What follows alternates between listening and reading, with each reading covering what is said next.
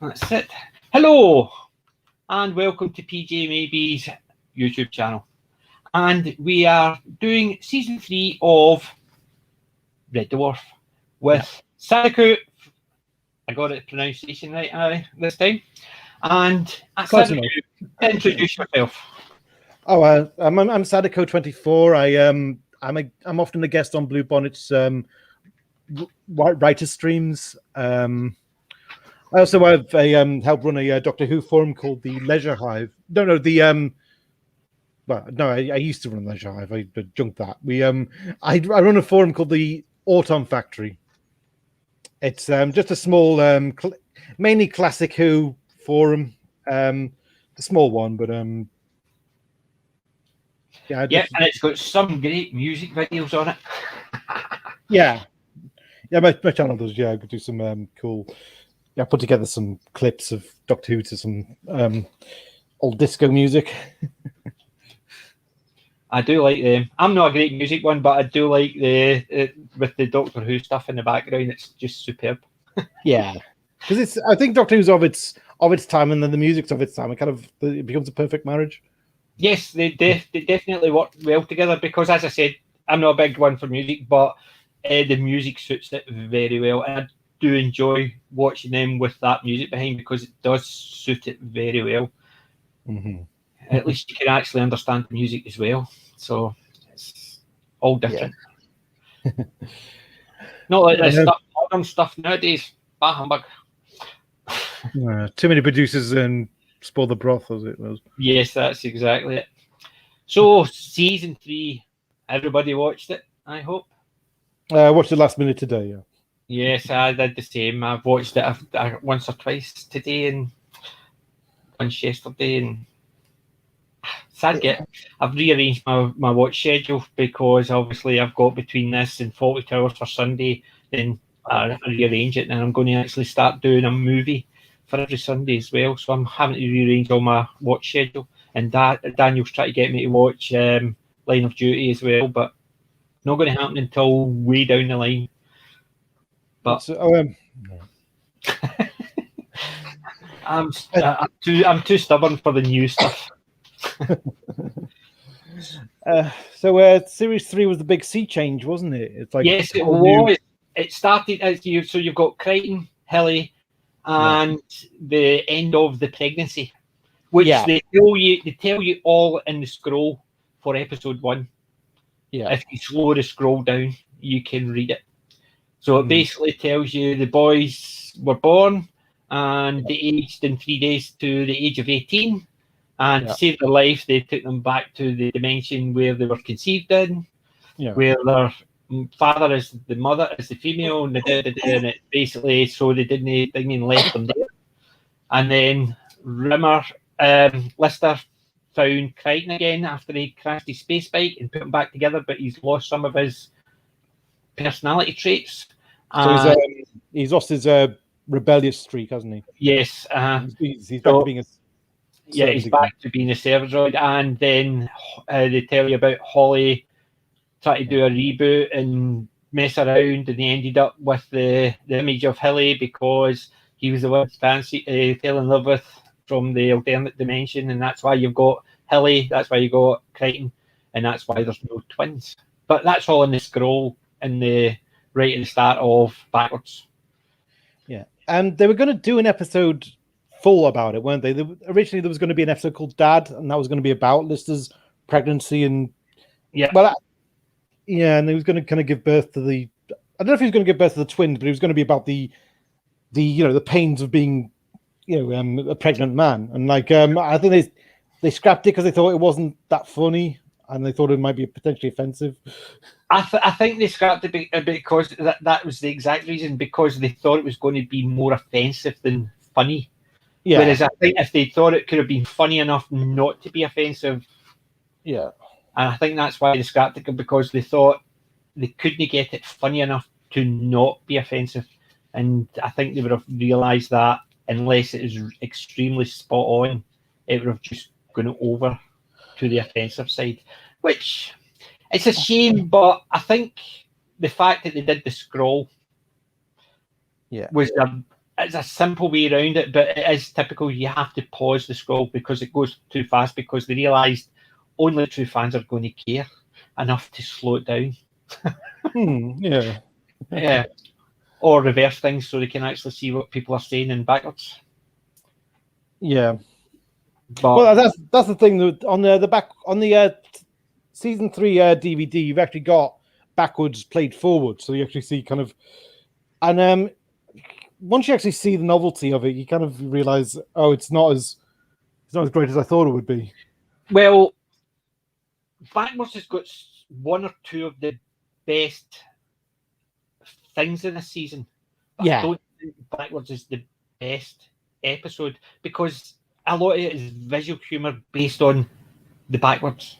Yeah, I think that's where it failed because they didn't have a lot of dwarf humour.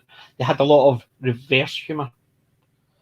Watching people eating out the mouth or drinking or unsmashing tables and stuff like that. And I think that's where, for me, it fell down because it was a lot of visual humour based on the reverse world or the backwards world, and which I thought was when you first see it, it's great. But once you've watched it the first time, it's not as funny. Whereas a lot of the humour, the dwarf humour, is funny multiple times you watch it. Like, for instance, the most iconic part of the whole season is the cat at the end. Oh, yeah. Oh, yes. Which is one of the most iconic aspects of backwards. However, seeing that every time is hilarious. But seeing all the backwards sketches, they lose their humour very quickly. The stuff that still made me laugh was when they got on the reverse bike and they're about to do a runner with a bike and then they start going backwards. Like, what the hell? I laughed out loud at that bit. Yeah. I thought it was clever, some of the things they did. Like, for instance, when they walked back in the crowd, backwards in the crowd, so it made it look as if they were walking forwards. Yeah. When everybody was walking backwards. I thought that was very cleverly done because they had to walk backwards without tripping over people. Yeah. And even the Unrumble. Oh, the barroom tidy. Yes, the barroom tidy. Yeah. Was well set up. However, aspects of it, like, for instance, all the humour just seemed to be about them tidying up. Or the food coming back out the mouth and stuff like that. Those parts, I thought, it was the fact is they had to actually obviously script it. This is where we want it done. Now we have to do it in reverse. And even when they were on the bike, when they were going backwards, they were actually obviously look as if they're trying to see where they're going backwards. So obviously, as they're cycling forwards, they've got to try and look as if they're looking backwards to make it a bit more believable. So it was clever in a lot of extents. But I think because it's the visual humour, which is based on that one premise, it sort of failed for me. Not that it wasn't funny, but I think in rewatching it becomes less funny. I like the Juice Dwarf humour. I mean, I think in a way, Lister being back on Earth, you feel like he's back in his element in a way. And I did think, the discussion between Lister and Rimmer, where they're saying, look, well, Rimmer's saying I prefer it here, and he's saying, like, there's the terrible things that happen in our world. We get the reverse version where, the tragedies are undone, kind of thing. And I thought that was quite. Santa Claus, what a bastard! Oh yeah. I thought that was funny. I must admit that one line was that was one of the funnier lines of the season, the episode. The Santa Claus, what a bastard, climbs down chimneys and steals all the kids' favourite toys. I thought, I mean, even the St. Francis of Assisi, old bugger, it means small animals. Yeah. So there was the dwarf lines in it were funny, but I think it was ruined because it relied too heavy on the reverse stuff as humour, which is unfortunate. But I like the idea of the two of them discussing why each of them preferred it, because obviously Lister and Kryten, they don't age, so it makes no difference to them it going backwards. Yeah. Whereas obviously 25 years later, 10 years later, he has to go through puberty backwards. 25 years he's a sperm swimming in somebody's testicles. Yeah. Yeah, I mean, consider him 25. Yeah, I mean, you've got, what, if he's lucky, 60, 70 years ahead of him. Or he was 109, was it 119, according to Times. We mean Future Echoes, where he meets his uncle. Yeah, he was 187, he said, but then 187, aye. So basically, so he's 25, so he's got 164 years, 162 years. Yeah. Yeah, they want him to stay there, so in 20 years' time, he's gone. Bye-bye. I thought, really? But the two of them put decent arguments why each of them prefer it, but I think the reasoning behind it, the way they actually solved it, where, oh, you're getting fired, was they're telling them never work again. Considering it's gone backwards, that means they've never worked up to that point. It's yeah, I mean, it just sort of seemed to. Have you juxtaposition that one? Have you read the novels? A while ago. I've got them on my Audible list for the next couple of months, but I've got a few things I'm listening to at the moment when I'm driving, and I'm not driving a lot at the moment because the end of the second novel, Better Than Life, you actually that Lister ends up in the backwards world, and in the third book is backwards. Well, they did two separate follow-ons because that's when Grant and Naylor split up, and Doug Naylor's follow-up was a book called Last Human, and Rob Grant just went ahead with Backwards, and Backwards is basically where they pick Lister up, but they actually gets they get into all kinds of hijinks. So it's backwards, but it's not. It's like it's set in that universe, but it's telling a completely different story. I mean, there's the bit with Cat, the bit at the end with Cat getting it that happens in the book, but a lot of other stuff is different, and but it's basically shows how they could do more with that concept. Yeah, they did not actually get it. So it basically gives them it helped him live to 180 years because he lived something like 50 odd years. Then he went into the reverse, and then went back 25 years or something, and then came back out again. So it was a way for him to. Yeah, it was Holly's way of cheating death for Lister. Yeah. That was it. Yeah. I remember it vaguely, but as I said, it was a few years ago. It's on my my listen to list, but I've got the Bob verse to listen to at the moment. So the what? The Bob verse. It's one about a Van Allen probe, and basically it's a space opera about a race to get a Van Allen probe out into the universe, and one of the guys that they do is a geek, but he's also an engineer, and he basically it starts off as he sells his software company.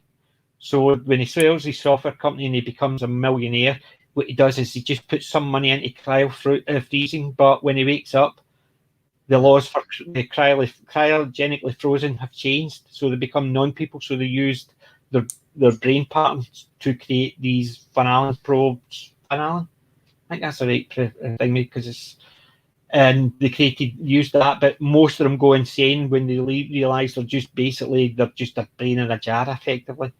And so most people go insane, but his one, and it's a case of they make a backup, which is slightly different from the original. So they go out and self-replicate and stuff like that, and then there's a battle between other ones from different parts of the Earth who are out doing it, and with them, and then it expands from that. So there's 4 books, and they're actually not bad. The 4 books are actually quite good. I'm halfway through the 3rd one. I have listened to them in the past, but I had restarted them. Wait, who's the author? Again? Who's the author? Where's my phone? I've got it on my phone because it's on Audible, so give me 2 seconds. I'll be able to tell you. Right. These 3 worlds. It's typical. It shows you the image, then it makes the image disappear. Oh wait. It's Dennis E. Taylor, is it? No. Dennis E. Taylor, that's the one. Was it? Oh, is it? Okay. Yes, Dennis E. Taylor. There's 4 of them. It's basically all these worlds. That's book 4, I think. No, that's book 3. All these worlds 4. It's Heaven's River. For We Are Many is book 4, and then you've got book 1 is We Are Legion, We Are Bob. Cool. And the other one is like We Are Many. So it's actually I quite enjoy it. And so after I finish that, I've got to finish my Ark Royal books, and I've got those. I've already listened to 8 of them, so I've still got another 5 in that series. Then the Red Dwarf are on that, but I only listen when I'm driving, and I don't do as much driving nowadays. I used to drive 6 days a week, about 3 hours a day. Now I work from home, so I luckily if I get 3 hours a week now instead of 3 hours a day. So it's cut a wee down, unfortunately.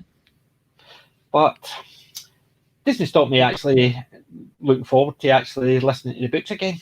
So I got them back on Audible, so I just downloaded them again because I have them somewhere in my bookshelves, but at the moment my eyes are so bad that I've got 2 sets of glasses, and I just think I'll listen to it in Audible. It's easier.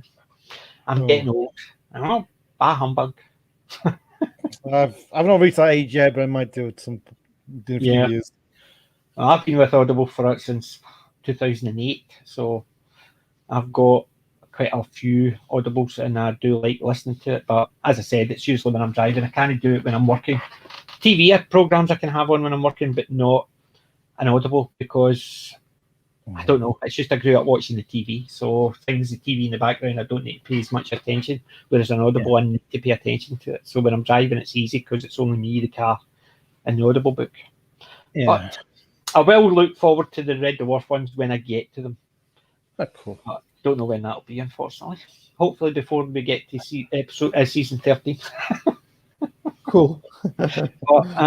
But backwards, I thought the 2 parts of backwards I loved. 2 parts? 2 parts. Oh, all right, okay. Yeah. Was the cat at the end. Yeah. And the beginning, the Wilma Flintstone conversation. Oh, yeah. That was just hilarious. Even the bit where they ended it. We're crazy. Imagine talking that. She'll never leave Thread. Yeah. It was just the idea that they were talking about the Flintstones and they were realizing it sounded crazy.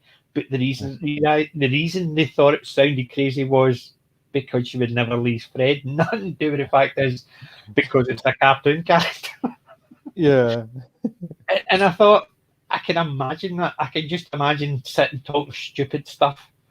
Yeah. Watching the TV. And that I quite enjoyed. I like that part of the dwarf.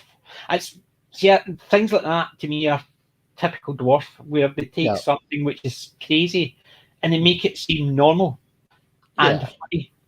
And then with the rest of backwards, with all the humour being visual reverse humour, I thought that wasn't dwarf, and it's almost like a split between both of them, which is unfortunate because of that. I mean, I think they're going for the fish out of water element with, with Rimmer and Kryten, because Kryten, he decided to cover himself by wearing that Ronald Reagan mask, and Rimmer's don't be idiotic, and and Kryten's like, well, if people see my face, what will they think? And I love when he says, just tell them you had an accident, tell them you took your car to the crusher and forgot to get out.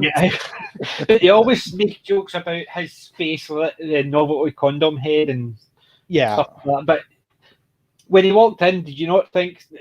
To me, it would have been funnier if he had a Darth Vader mask on. Maybe. But obviously they couldn't get the rights to do that because he had the cloak and all that. Then they had the Ronald Reagan mask. I thought it would have been funnier if it was something like a Darth Vader mask on, because it would have suited him with the rest of his outfit. But it's just unfortunate. But what did you think of Lister's new outfit schedule or things? The Captain Scarlet outfit. Fine with it. Oh, wait a minute, it was Rimmer who had the Captain Scarlet thing, wasn't he? Didn't he? No, that was the body swap. He called it Captain the Emerald. Yeah. But in effect, the whole outfit for Lister. Or Rimmer, sorry, yes, sorry, my brains went flip. But yeah, Rimmer had the outfits. It just, as soon as I saw it, even initially when I saw it, when it first came out, I thought Captain Scarlet, and then they obviously made a joke later on about it. But that's what it reminded me of, just Captain Scarlet outfits. And I thought I could just imagine him dressing like that. Because it looked too officious and too silly. It was a nice change from his standard cream outfit, I think. Yeah, I think they wanted to kind of make it look more futuristic, I suppose. They were trying to go for a new look, I suppose. Yeah. It was effectively season 3 was the all change right across the board. Yeah, because they moved to the officers' quarters, and you only, it's like, because thing is, for the first 2 episodes, you don't see much of the ship. You briefly see a bit in the officers' quarters, and it's only really in polymorph you actually get to see more of the new look. Yeah, it's like, because the first 2, it's like they kind of, it's almost like they hide it by having the crew go on holiday twice, and then they come back, and it's almost like they're introduced to the new refit that way. Yeah, but it definitely, you could see the complete change, as it were. Yeah. And I think some aspects of it worked and some didn't. Right. But that's only because we were used to season 1 and 2. The complete change right across the board. Mm-hmm. I don't think if some of it hadn't worked, it would have been as widely accepted. Like, for instance, the Kryten, the Hilly, and the pregnancy was not really something that really mattered, I don't think. I know it mattered to some, and some thought it shouldn't have actually been done. They should have actually said it wasn't. Sorry, Wayne. But but I think the fact is, they went the whole change. It could have actually been bad for it if people just hadn't accepted the whole change, because they could have actually just introduced the characters in the same place and then gradually changed it through the season. But the full change, I think, could have been a dangerous time for them. Luckily, it worked. But I think to me, it was. I think they must have been holding their breath when episode 1 went out. I think complete change. I think what it was with the with going for the Lister was definitely pregnant. He had the kids and all that. I think it was they just wanted to say goodbye to that plot point, because like they'd left that dangling after Future Echoes, and I think they kind of decided, well, look, if we do that, then no one's gonna. We can, we don't have to address that ever again, kind of thing. Mm-hmm. I think that's. Yeah, I think so. It was a way to tie that up, because I think if they had actually done the pregnancy in maybe season 6 or 7, it wouldn't have been a major issue, because they could have done it that far away ahead. But because they did it in season 2, I don't know if they did it at season 2 because they didn't think they would maybe get a 3rd or 4th season. You know what I mean? So they basically brought all the things together. And then I think the fact that they got the 3rd season is when they did the all change, because I think they got a higher budget, and that's why they did a lot of the changes as well. The outfit changes because of the higher budget. I think they actually moved the studio. I think they moved studios, actually. I think, and that's why Norman Lovett. That's right. That's why Norman didn't want to go, because he didn't want to actually move down. Yeah, he wanted to stay close to Edinburgh, didn't he? Yeah. Yeah, that was it. Because they were moving from, was it Manchester to London? And he didn't want to do the extra travelling. Yeah, that's it. So, but I think they also got a extra budget on it because of the move as well. So that's why they redesigned with a lot of the stuff, with the outfits and stuff like that, because obviously they had a wardrobe already there, and what they did was effectively change the full wardrobe. Yeah. So, and then with Kryten's makeup, so that would have cost a lot more than just for a new character, as it were. Yeah, I mean, I think they've kind of. It's like it started off kind of low budget, and I think this is kind of them. It was almost like the writers are saying this is what we wanted it to look like from the start. We wanted it to kind of have the look of a credible sci-fi, but because we had to start at the bottom, we had to kind of work our way to that, maybe. Yeah. Which was good, but I think see if they'd actually did that, but instead of backwards, they had marooned as a starting one. I think it would have actually been a bit stronger. Whereas I suppose they had the funnier one visually when you're first seeing it. When you first see it, you can't deny that it's extremely funny because it's the same as anything. If you see it the very first time, what is the funniest of the two, backwards or marooned? On first viewing, I think, yes, backwards is funnier because you see all the reverse stuff. But on rewatching, I think backwards falls back, as it were, falls backwards in the ratings. Right. I thought it was really good, but the more you watch it, the less it's entertaining. Although, as I said, you've got some of the best things in it. Yeah, well, I think Maroon was kind of more serious, and I think it was more high stakes because, like, this was one, like, I mean, you know, that was the first time they'd actually done a kind of crashed marooned episode, and like, you know, this was like they were at the point of death. I think you kind of had to work up to that. I think so. They wanted to start on a light note and then go to that because I think if you start on a really heavy note, then you can't really raise the stakes from there. If you know what I mean? It's like, you know, although I think Maroon is definitely my favourite of this season. Yeah. There's just so many bits in it that it just stands out, like the pot noodle. Pot noodle and dog food. Oh well, I know it's going to eat eaten last. I can't stand pot noodle. And even you see I'm fat. You look like two badly parked Volkswagens when he's got a butt and stuff like that. Just some of the typical lines between the two of them slagging each other off was just perfect. Like before they crash, like I love the bit where Lister's like looking at examining one of Rimmer's models of the Napoleon army. Like he's eating a curry at the same time. It's like, look, if you get any curry stains on that, like it's going to ruin it. It's like, well, it'll probably make it look more authentic. People think he has dysentery. It's just the fact that he's sitting there with a big spoon. You can't change their clothes like you could do with Cindy. Obviously, they couldn't say Barbie, so they had to say Cindy, which I suppose is the UK version of the Barbie doll. So, and even the fact is,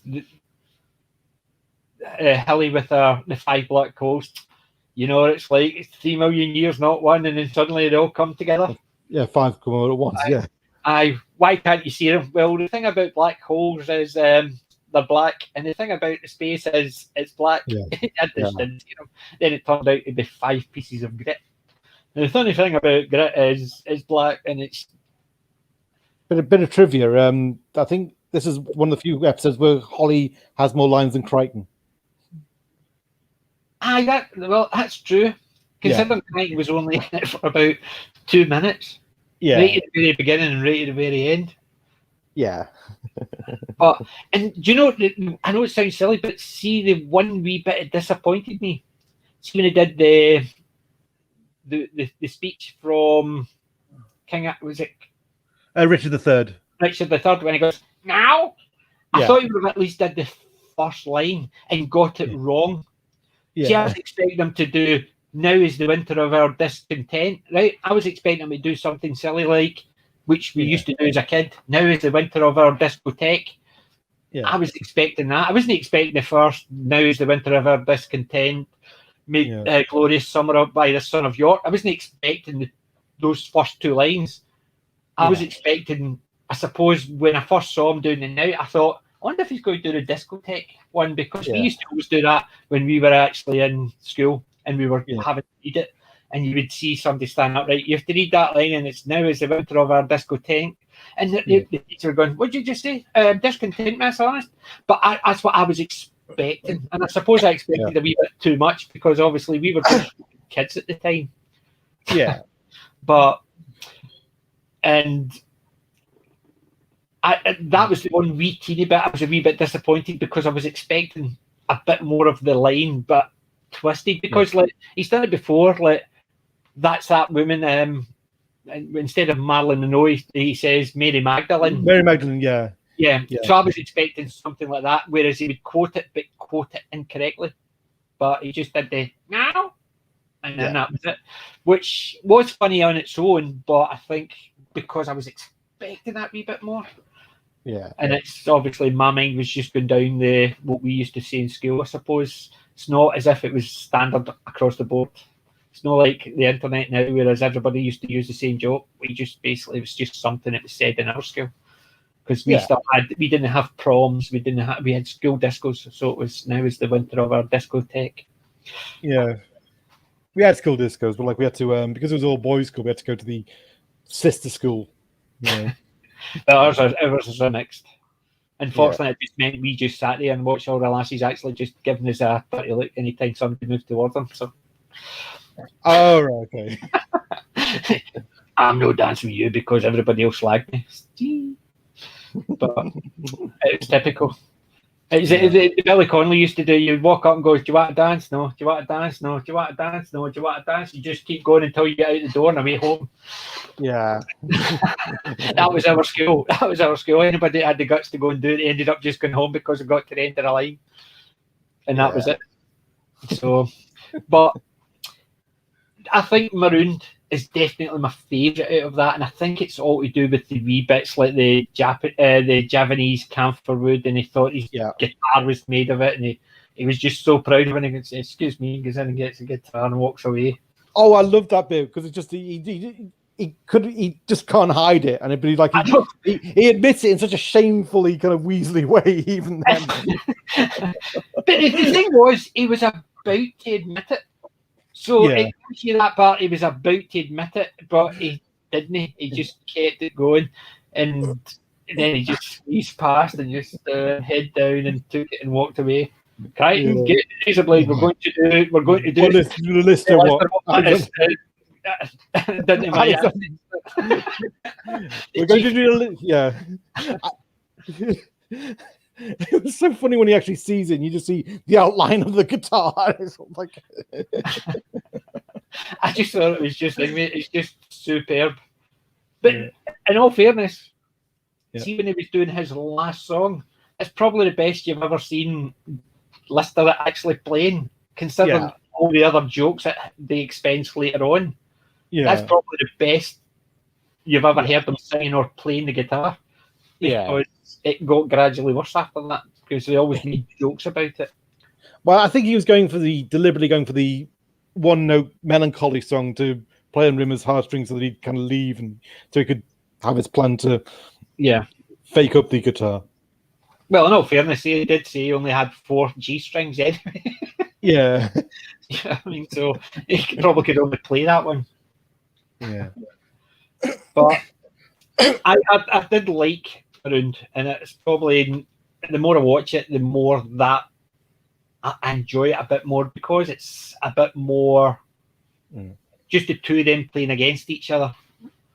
Which, like the very first episode, that's what you had anyway. You know what I mean? Before the cat turned up, you had the two of them. So even with the cat being there, it would pop in and out. And it was a lot of the dialogue between the two of them. It basically got me. Whereas I think that Marooned brought that back. It was like it focused on the fact that they were dependent on each other in a strange way. Yeah, and I thought that was why I think that's why I liked that episode because it gives that dependency between the two of them. I could be a bit on my own in that. Yeah. No, I did love the bit in early on in series 1 where let's just go, Holly, why'd you bring back Rimmer? I mean, even Herman Gurman would have been better than Rimmer. And he talked about all the friends he had and like, why not bring back some of my friends? And Holly goes, John Paul Sartre once said that being in hell is being in a room with all your friends. And he says, Holly, John Paul Sartre was French. All his mates were French. Which is true. And he also says, out of all of them, and he told him how many words he'd said to each of them. Kachansky says you've not said more than like 20 words to her, whereas him and it was that, and it's because he worked with him day in, day out, he said more words, he said more to him. So based on the fact that he was counting how many words that they said, and considering a lot of the words they said was usually smeg off or smeg head and stuff like that. It was just a case of, or you're on report. You know what I mean? Yeah. They counted the words that they said to each other and considering they worked beside each other and hated each other. It's almost enough to make you wonder, did Holly know that what Lister needed to keep him sane wasn't a friend? What he needed was adversity. He needed someone like Rimmer who's kind of, he could, and keep him crazy, keep him from going crazy. And although I would have liked to have seen the Selby more, I think it would have been too silly. I think it would have been, they wouldn't have had the excuses to do certain things, whereas the fact that the two of them wanted away from each other, so you had later on, you had the fishing trips or the categorising the light switches or whatever it was down in the turbo diesel deck and stuff like that. You gave them the excuse to do things separately, whereas if they had somebody who was a friend, it could have got very stale because you need the adversarial aspect of it. You just reminded me of I know it's the season ahead, but it's like when Rimmer's showing Kryten he did that tour of the ship and he took those photographs of those poles and like did you see that? Did you see the difference between that and like Kryten just kind of dead eyes like, sir, I think my intelligence circuits have melted. Well, that's basically what I was meaning. That's what I was getting at when he later on. I know we jumped this a bit ahead of that, and that was the one I was thinking of when I was saying about the things that they did differently. It gave them the opportunity to have that adversarial where they would be separate and do things separately, so they could have the, oh God, I need to listen to you from either side. Yeah. Like the fishing, later on, there's the one where they all want to go fishing and leave them, and there's the one and stuff like that. So I think if they had one where it was a friend, I think it would have been less interesting because the adversarial part of it is the funny part. And it's unfortunately it's the type of funny part you couldn't have nowadays. Maybe because you look at some of the things they said, like the two of them slagging each other because one's white, one's black. Yeah, it's never mentioned. It's just two guys slagging each other. You would never have that now because people wouldn't feel comfortable writing some of the lines they would say to each other. But there's also the aspect like last season when backwards when Kryten was getting the test to drive Starbug. Yeah. What is that? And it was a picture of the half naked woman, and it's that's basically Mirage's ahead. Danger, Space Mirage's ahead. Exactly. You can imagine things like that, or even the things like Kat would say about women, like well later on, but just some of the things it would say about like the Wilma and the Betty. Yeah, I mean, I would go with Betty, but I would be thinking of Wilma. Well, I mean, sometimes that was part of the joke was like in the previous season back when basically Lister and Rimmer kind of talking about kind of like Rimmer's approach to women is to hypnotize them, and Lister saying, "Look, what's a worm do?" Yeah, but it's like this is the one who's kind of saying, "Look, just be down to earth, just talk to them like people. That's all you have to do," kind of thing. But it's the aspect of it. You could just imagine that type of humor nowadays is just quite. You can imagine that people would be scared to write some of the funny lines regarding that. Well, I mean, nowadays, like you've got Big Brother, where you just put people into a house that they're going to hate each other, but you don't do anything poignant with you. You just have them implode on each other. Yeah, manipulate them to implode on each other. It's not. It's just it's not pleasant viewing. Car Crash TV. That's what it is. Yeah. And that's why you had things like Alan Partridge or even The Office. It's Car Crash TV, but it's done deliberately to be funnily. Yeah. Car Crash TV, whereas things like Big Brother is just literally the car crash of the TV. And it is just... I could never actually watch it, I must admit. Although, that was when I first got cable TV, because my three daughters wanted to watch it. So we ended up getting cable so they could sit and watch Big Brother. And I would go down 2-3 in the morning and they would be sitting with a cover over them watching the TV. And I'm saying, you're sitting watching people in bed. Yeah, I know. Because it had to be on X many hours per night or per day. So it was usually them all sleeping. And my 3 kids were sitting up watching them sleep. Yeah. Really? And I'm just sitting there, this is nuts. And it's basically, it's car crash TV. And it's just waiting for something funnily bad to happen to see people go nuts with each other. And I think it's got worse because they deliberately put people on who they know will go off in one. Yeah. It's unfortunate because you're seeing people at their worst. And it's not worse as in the nastiness. You're just sometimes seeing people at their worst mental health-wise. And to me, that's not entertaining. That is just... You feel like I shouldn't be seeing this kind of thing. Yes. And I think that's why when my kids used to watch it and I would see bits, I just thought, it's definitely not for me. Although there was one Big Brother thing I saw, and it was the zombie one, the British zombie TV show. And you mean the Charlie Brooker's one where there was a zombie invasion and they all have to retreat to the brink of the house? Yeah. Yeah, and they ended up at the Big Brother house, and Davina McCall was a zombie. I must admit, I thought that was hilarious. Yeah. It was just the idea of it. There's Davina McCall playing herself as a zombie, and I thought, very good. I mean, but how they didn't know, but it's the fact that they were in the middle of nowhere, they were safe, but all the fences and the lights and all that was attracting all the zombies. I just thought was funny. Yeah. Which was a weird program, but even I enjoyed it considering it was a zombie one. There's very few zombie ones I like, even though I love I don't like horror genre except Bruce Campbell's Evil Dead. And it's just because Bruce Campbell's in it. I just like, and even the Dawn of the Dead, the Simon, Shaun of the Dead. Shaun of the Dead. Simon Pegg and Simon Pegg. That one I like because it's a comedy. I suppose it's because there's humour through it, but I'm no one for just watching zombie. I don't get scared with them. I just don't find them interesting for me. Although if it's funny, I do enjoy it, and I think it's because the humour outweighs the horror parts. It's like the bit where they're trying to fend off that zombie by throwing records out, and it's like, that one, that's a good one, and stuff like that. And I got Prince's collection here. It's like, no, none of them. Wait, what about the Batman soundtrack? Oh, sorry, chuck that one. And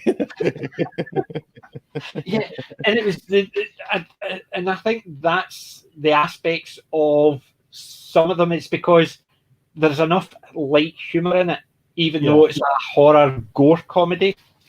The humour can keep you going, and I think that's why I do like the funnier types. Like that's why the Big Brother one with that was to be quite humorous, because I could just, it was the fact that I suppose Davina McCall played herself as a zombie, and I thought, hilarious. They must have come up to her and said, this is what we want to do, and she's went, yeah, I'll do that. I get to get dressed up as myself as a zombie, and I thought, very good. But speaking of horror and comedy, the next episode was Polymorph. Yeah. I thought, same idea. This has got some of the classic Dwarfers parts in it. Yeah. I mean, Kryten's groinal socket. Yeah. Even the fact I need to go and change a bag. I was sitting there thinking, where does he keep the bag? Yeah.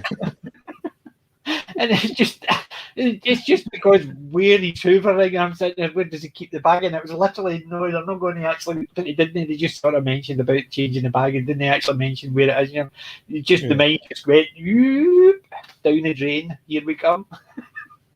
I must admit, the first time I watched it was when Lister's kind of cooking, like, and I thought, wait a minute, Lister seems quite good on his feet. I mean, I thought he was supposed to have got castrated after the last episode. You know, what was that bit? Oh, the because at the end of Marooned, Rimmer's like, Kryten, we're going to castrate Lister. But no, they were never really going to do it, were they? Yeah. And it was the fact is when the polymorph was shrinking his shorts, and he just it's just look in his face. He said, "I knew you would get that up to," and he's just sitting there thinking, "Really?" He's got, and it's just the fact that the two of them, they must have been bursting laughing trying to actually do that scene. You could just imagine the outtakes. The funny bit is when Rimmer says, "I can't say I'm totally shocked." Yeah. Did you notice in going back a bit with the Marooned, there was a bit when they were when he was eating the dog food. Yeah. And he's going, "This is not dog food," and all that. Did you not notice Chris Barry? His face, although he was giving it the thing, but his face is trying to stay, and it looked as if he actually was literally fighting to hold in a laugh. And you could just see it was sort of as if he was. You could see him. He's meant to be serious at this point, but he just was wanting to let go and just not himself. But he was just. You could just see it in his face, and I think with that aspect of that one, I think they filmed it at the back. I think initially they were going to film it, but with I think the three of them would have been cracking up in that one. Yeah. And then when he said his line, looking over them, then they flicked to him on his own. I think they would have had to shoot those two bits separately because there would have been the camera over them with the voice thingy and then flipping to him finishing the sentence, because I can't imagine them doing that all in one. Because I think they would have just been corpsing. Letting go corpsing too many times. Because it's just such a funny scene. It's just hilariously funny, especially Kryten with the groiner socket flapping around.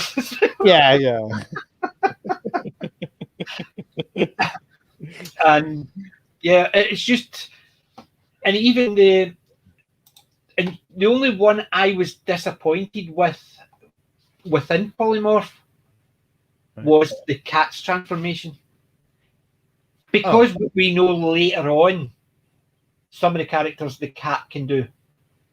I would have loved if they'd managed to do a Dwayne Dibley earlier and had him as Dwayne. And that one rather than as the stinky cat. It shows Danny's actually versatile enough to play both sides, because you could even just watch them, you can imagine the smell coming up of them. But I think it would have been nice, because I know it had been a wee while initially when I watched it, but see when they first took him, I thought we're going to see Dwayne, and I realised no, we actually don't see Dwayne until later on. But initially at that point I was, we're going to see Dwayne, and then I realised it wasn't, and I thought it would have been nice if they had realised that character could have came in forward and had a Dwayne Dibley there. It would have been fun. But that's only because we knew Dwayne from later on. But watching it again, that was the first thought I went in when the cat got all his cool taken off of him. Yeah. Well, I mean, with the bum cam, isn't he doesn't just lose his cool, he loses all his kind of motivation to be cool. So he just kind of he just starts kind of drinking and like he just was like, don't think about what I gotta say, just pretend I'm not here. You can know me it's just the drunk part, but I think that was the only one of the four character changes. I think it was disappointed because I know later on Dwayne comes in, and I think it's because I compare that to Dwayne. And I think if I hadn't known about the Dwayne character, it would have been funnier. But so initially when I did see it, I probably enjoyed it a bit more. But because I've gone through, and every time I see it, I just think about the Dwayne Dibley character. And it takes a wee bit away from me, and it's only because I know there's such a popular dweeb character later on that I think it's not happening initially in the next Dwayne Dibley, he appeared first in Back to Reality. That was the episode where they were hit by that ink by the despair squid, and they all had this collective hallucination that they weren't really Red Dwarf. That's right. And then later on, there's another polymorph one. There is, hit again, and it's Dwayne again. Yeah, it turns him into Dwayne again. Yeah. Aye. So yeah. I must admit, it's just Dwayne Dibley's just one of my favourite characters. But then again, Anthony Danny does. Did you see the outfit he was wearing in maroon? Yeah, super cool with that, the white fur coat, the hat, and he just sort of with the gold earrings and stuff. I just sort of looked. Yeah. It just on the screen for what 5 minutes between the beginning and the end. He just looked at. He just stole that scene where he's just sitting there. I was so worried I didn't polish my boot for 2 days. It's typical cat, you know what I mean? And it was the same as when they did it in Backwards when they were talking. He's saying, we've got look, it's unfortunate, just think we've lost them. And look, the bright side, we've lost them. We're gone, buddy. You know what I mean? And it was the fact is, don't you think? He says, I just put up with you. You know what I mean? Because that was his character and from the first season, which they slightly changed. But he went back to, I just put up with you because if you were not there, it wouldn't bother me. But as long as I get things, I'm okay. Yeah. They still changed that within the second one where he went out looking for them because after seeing it in Backwards, then he marooned where he's. Yeah. Oh, you mean because he says one thing and then he goes and hunts for them for 2 weeks? Yeah. You can't imagine him doing that within the 2 episodes. One says, I'm only doing this because, and the other one's the two of them separate him. I think maybe the cat did care about Lister more than he said, maybe, and that was kind of it. But he probably didn't really care about Rimmer. It's like he'd be glad to see the back of Rimmer. Aye. Yeah. Which he said before, and he will say again numerous times. Yeah.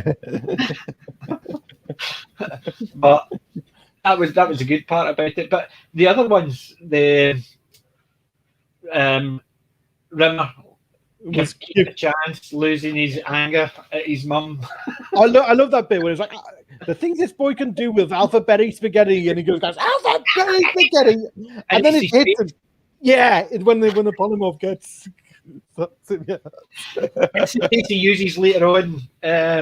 In a later season when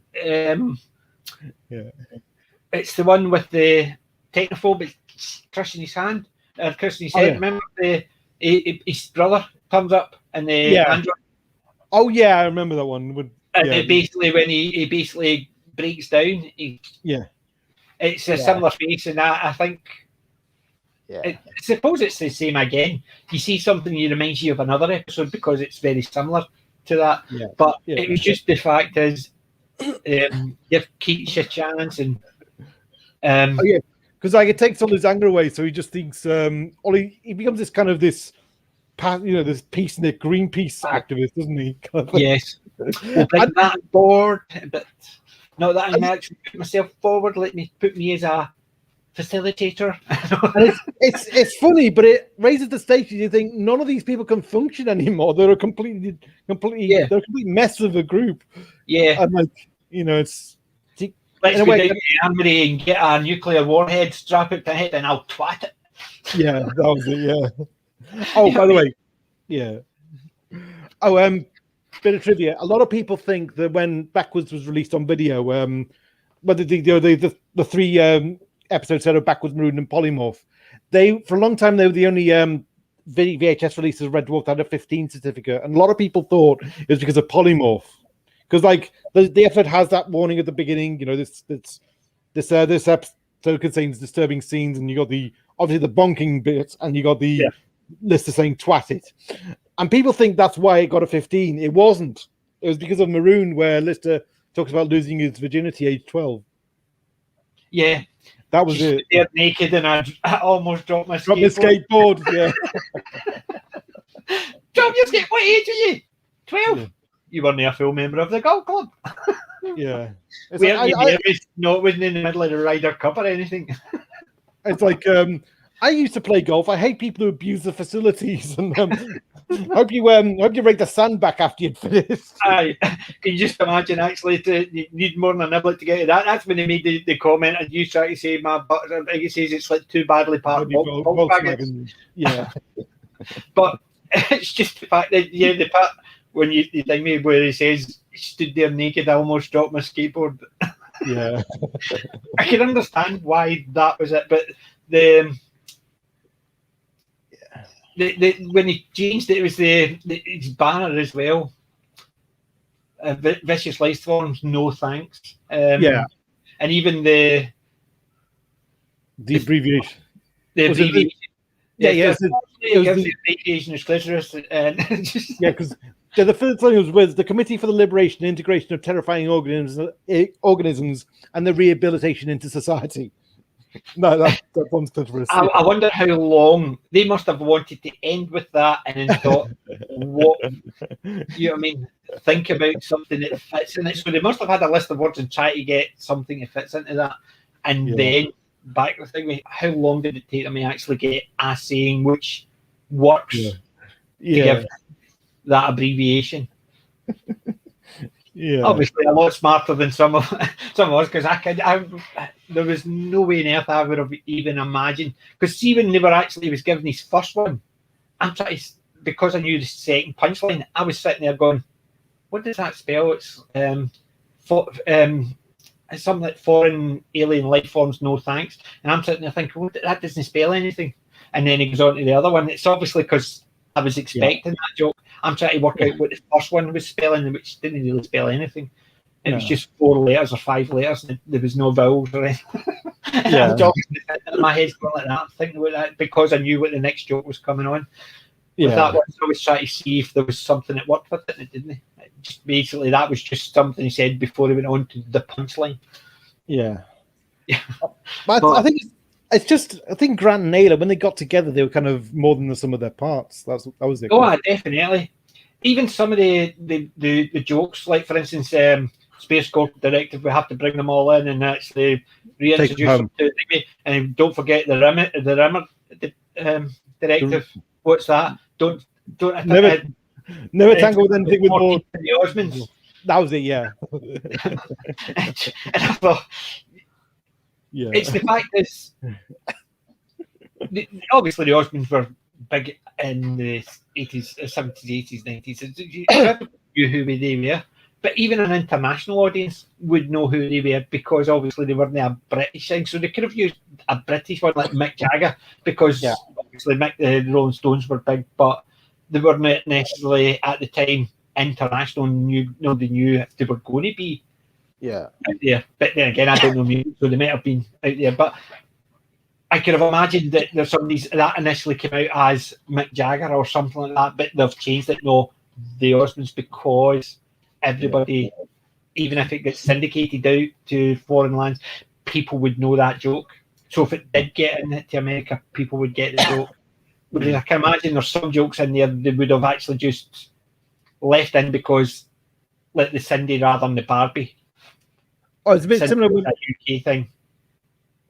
It was similar with the Cliff Richard joke in Marooned, where when let's just say, kind of, you remember. You remember when the women landed in Mars or somebody tried to assassinate Cliff Richard? No, Cliff Richard was shot. Yeah. That's what I'm saying. So it was the assassination of Cliff Richard or the woman landed in the first woman to land in Mars. Yeah. Pluto. Yeah. Because where were you when that happened? Yeah. But that's what I'm saying. There's those parts there are very dwarf jokes. It's basically the type of jokes which are wee one-liners. You don't really notice sometimes, but sometimes they stick. And then watch them again, you just sort of, I forgot that one. Oh, it's because they're in the background. They're not actually what you would class laugh out loud funny ones, but you notice it and go, all right. That I can understand that joke, especially if you're younger. You might not understand it, but as you get older and watch it, you realise what they're referring to because not all the jokes are. Well, there was one joke I kind of didn't quite get as a kid, and that was at the end of Polymorph, because after the Polymorph's destroyed, You cut back to the yeah. I missed the point. I kind of misread that joke when I first watched it. I thought what it was that they returned the polymorph to the container, and because they'd blown it in half, they'd have to say contents 2 or something. I didn't realize it actually meant there were always 2 polymorphs in there, and that there was going to be another. They're going to get menaced again or something. And even see when they did that filming part, the bit when they're all walking past. Mm-hmm. I think I was expecting the cat or him because one of the first ones to walk through, so it's almost as if they ran around the back of the camera. Whereas it's Dave Lister, and then Dave Lister again, and just turns and smiles. I think it would have been slightly better if it was one of the other ones, because if Dave had turned, he'd have seen himself behind him. Whereas if he'd turned and seen the cat behind him, or maybe because if Rimmer's in front of him and the cat is behind him, he wouldn't really notice it, even if the cat's further down. But that's just me being a bit pedantic. So it's a case of, well, if he turns in, they would have noticed. And I think it would have been slightly funnier, because if you had Kryten or the cat with the evil smile, it would have been a bit funnier, I suppose, because you can just imagine the two of them, with the servant or else the cool guy with a big evil smile, and you think, but because the other ones, he'd already done Rimmer, so he could actually steal Kryten's guilt, in that aspect of it. So I thought it would have been none of them, but it still worked because you knew straight away. Whereas if they had actually had one of the other ones, you would have only noticed it if you'd remembered who'd gone in front. So the fact that they had the two of them coming behind each other, they were basically telling you this is a polymorph. Whereas if they had the 4 of them go by, and then there was one of the other ones who'd gone by first, right behind Lister, and then he turned around and grinned at the camera, it could have left it a wee bit open, and you would, it'd be a case of, did I just see him walking past before? Is that? And it would have left a wee bit open question. But as I say, I sometimes get pedantic with silly wee things like that, because it would have, to me, been a bit funny. But you mean like it would have been less on the nose? Yes. It would have left it a wee bit ambiguous, because you would have had to remember who'd already walked past. The fact that you saw the two of them walking past one after the other, you knew. Whereas if it was the cat, say for instance, walked first, then you had Rimmer, then Kryten, then Lister, then the cat again, and the cat just turns in and grins. It would have left it a wee bit ambiguous, because unless you'd recorded it or you had it on DVD, but initially when it was filmed, it would have left it as, did I just see that? Is that? And they wouldn't have needed to contain 2, because they could have left it as a wee bit, because they could have had that as another one later on down the line. Which they did later on down the line anyway, but it would have given them they could have done 2 within the same series with that, almost like a 2-parter, but a bit more clever the second time, because you've seen all the silly, why not do a bit more clever? But it's typical, it's Red Dwarf, that part doesn't matter, we'll sort that later on. Well, I think maybe... Sorry. Usually, when you see like the good guys win over one, it's usually you accept like that if they face the same predicament again, it'll go down the same way, if you know what I mean. So we know they're in for the same hell again, but they're probably going to win. Just about. But then again, with every one of them, they're going to win anyway. It's how they win, and that's where the fun part is. Because you know they're not going to use the same jokes. Then you get the opportunity to play a different aspect of their character. So it might not be their bravery or their fear that they take. So suddenly Lister could be, it could be his guilt he's taking, and suddenly he's the one that's actually wanting to, but they get to play all the different aspects of their characters later on down the line anyway. With different things that happen. But I must admit, Polymorph had some great lines in it. And that, in effect, it was basically they take the rip out of the Alien franchise. By doing that, and they made it funny. Because there's been other ones that did the Alien subplot in it. Spaceballs, for instance, they did the "Hello, my honey" thing with the alien dancing down the bar. Yeah, I remember. Yeah. So they'll take the mickey out of certain aspects of it, but I think as a homage, it played it quite smart because it was a similar but different. And it was Red Dwarf, the Red Dwarf crew reacting to the alien the way they would, like, Rimmer's like, we've got two options: take it on a killer, or two, run away. Who's for two? And yes, you can imagine it's definitely it would be a case of, what about Lester? Just lock the door behind us, he'll be fine. and then even when they're actually in the fire at it, it's up in the shadows, Yeah. Oh, sorry. What's it coming back here for? Because holograms don't give off heat near the androids. Yeah. Cat. Later, fellas. Yeah, that was great, that. And it was just the fact that the two of them are out and they just turn to the cat, and the cat just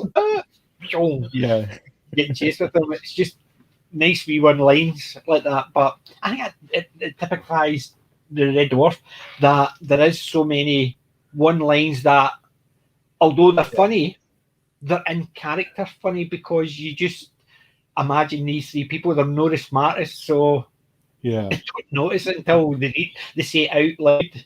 Like for instance, the backwards, where's the cat? Oh, he's just gone behind the bush, and then the two of them look at each other, and then the cat don't say a word. Yeah, I mean, it's, you can just imagine them saying that and not thinking about it and going, yeah. But it's difficult, Red Dwarf, because you can have, you look at any other comedy show, the characterization to the extreme to make them funny. So Friends, the 70s Show, whatever, you get the ones that will say something which will sort of be in character, but for the situation you wouldn't expect that, because they try and make the situation as if this is the type of thing it could happen. Yeah. But there's no, if they don't take it as the type of thing it could happen, because it's a sci-fi comedy, so they could make it like the alien, the polymorph, whatever, but they still make it that these are the type of guys that would do that stupid thing, and you can agree with it. Whereas I think if they'd actually they did the Red Dwarf thing and cast a different type of character, because you can imagine the Scott Pico as Lister. Yeah. Would it have been as funny with him, let's go down and twat it? And no, because you've built up with Craig Charles doing that. Right, I've seen a bit of the American second pilot, and they did lift a bit from both Backwards and Maroon, where you see kind of the bunk scene where Lister and Kat are watching the Flintstones, and it's just not as funny. The comic timing, it's like they're just kind of rattling out the lines. They're not giving it the timing or consideration that that gives it character and gives it a sense of these are people really kind of thinking through what they're saying and thinking, that, if you know what I mean. You can imagine the Cat and Lister watching it and talking, whereas you can imagine the other ones, you could just imagine them reading lines. Yeah, it's not a proper conversation. It's just they're reacting to each other's lines. Yeah, and I think that's where you don't have it. I think the UK ones definitely got the right people for the job, because you can't imagine anybody else playing that. And I know I said last week about Kryten, Dave Ross. Yeah, you at the time you couldn't imagine anybody taking over from him, because that was the Kryten. But now you've seen Robert Llewellyn, you still think initially the first couple of episodes Dave Ross played it slightly better, but as you go through it you realise that you can't imagine anybody else playing it, because he played it for so long. They had the one that played Jadzia Dax as the Cat in one of them. They've had the dancer, the choreographer that Danny John-Jules Hilton was as his. He was somebody he looked up to as it, and Danny was overly pleased that somebody he looked up to was looking to his character and trying to copy him.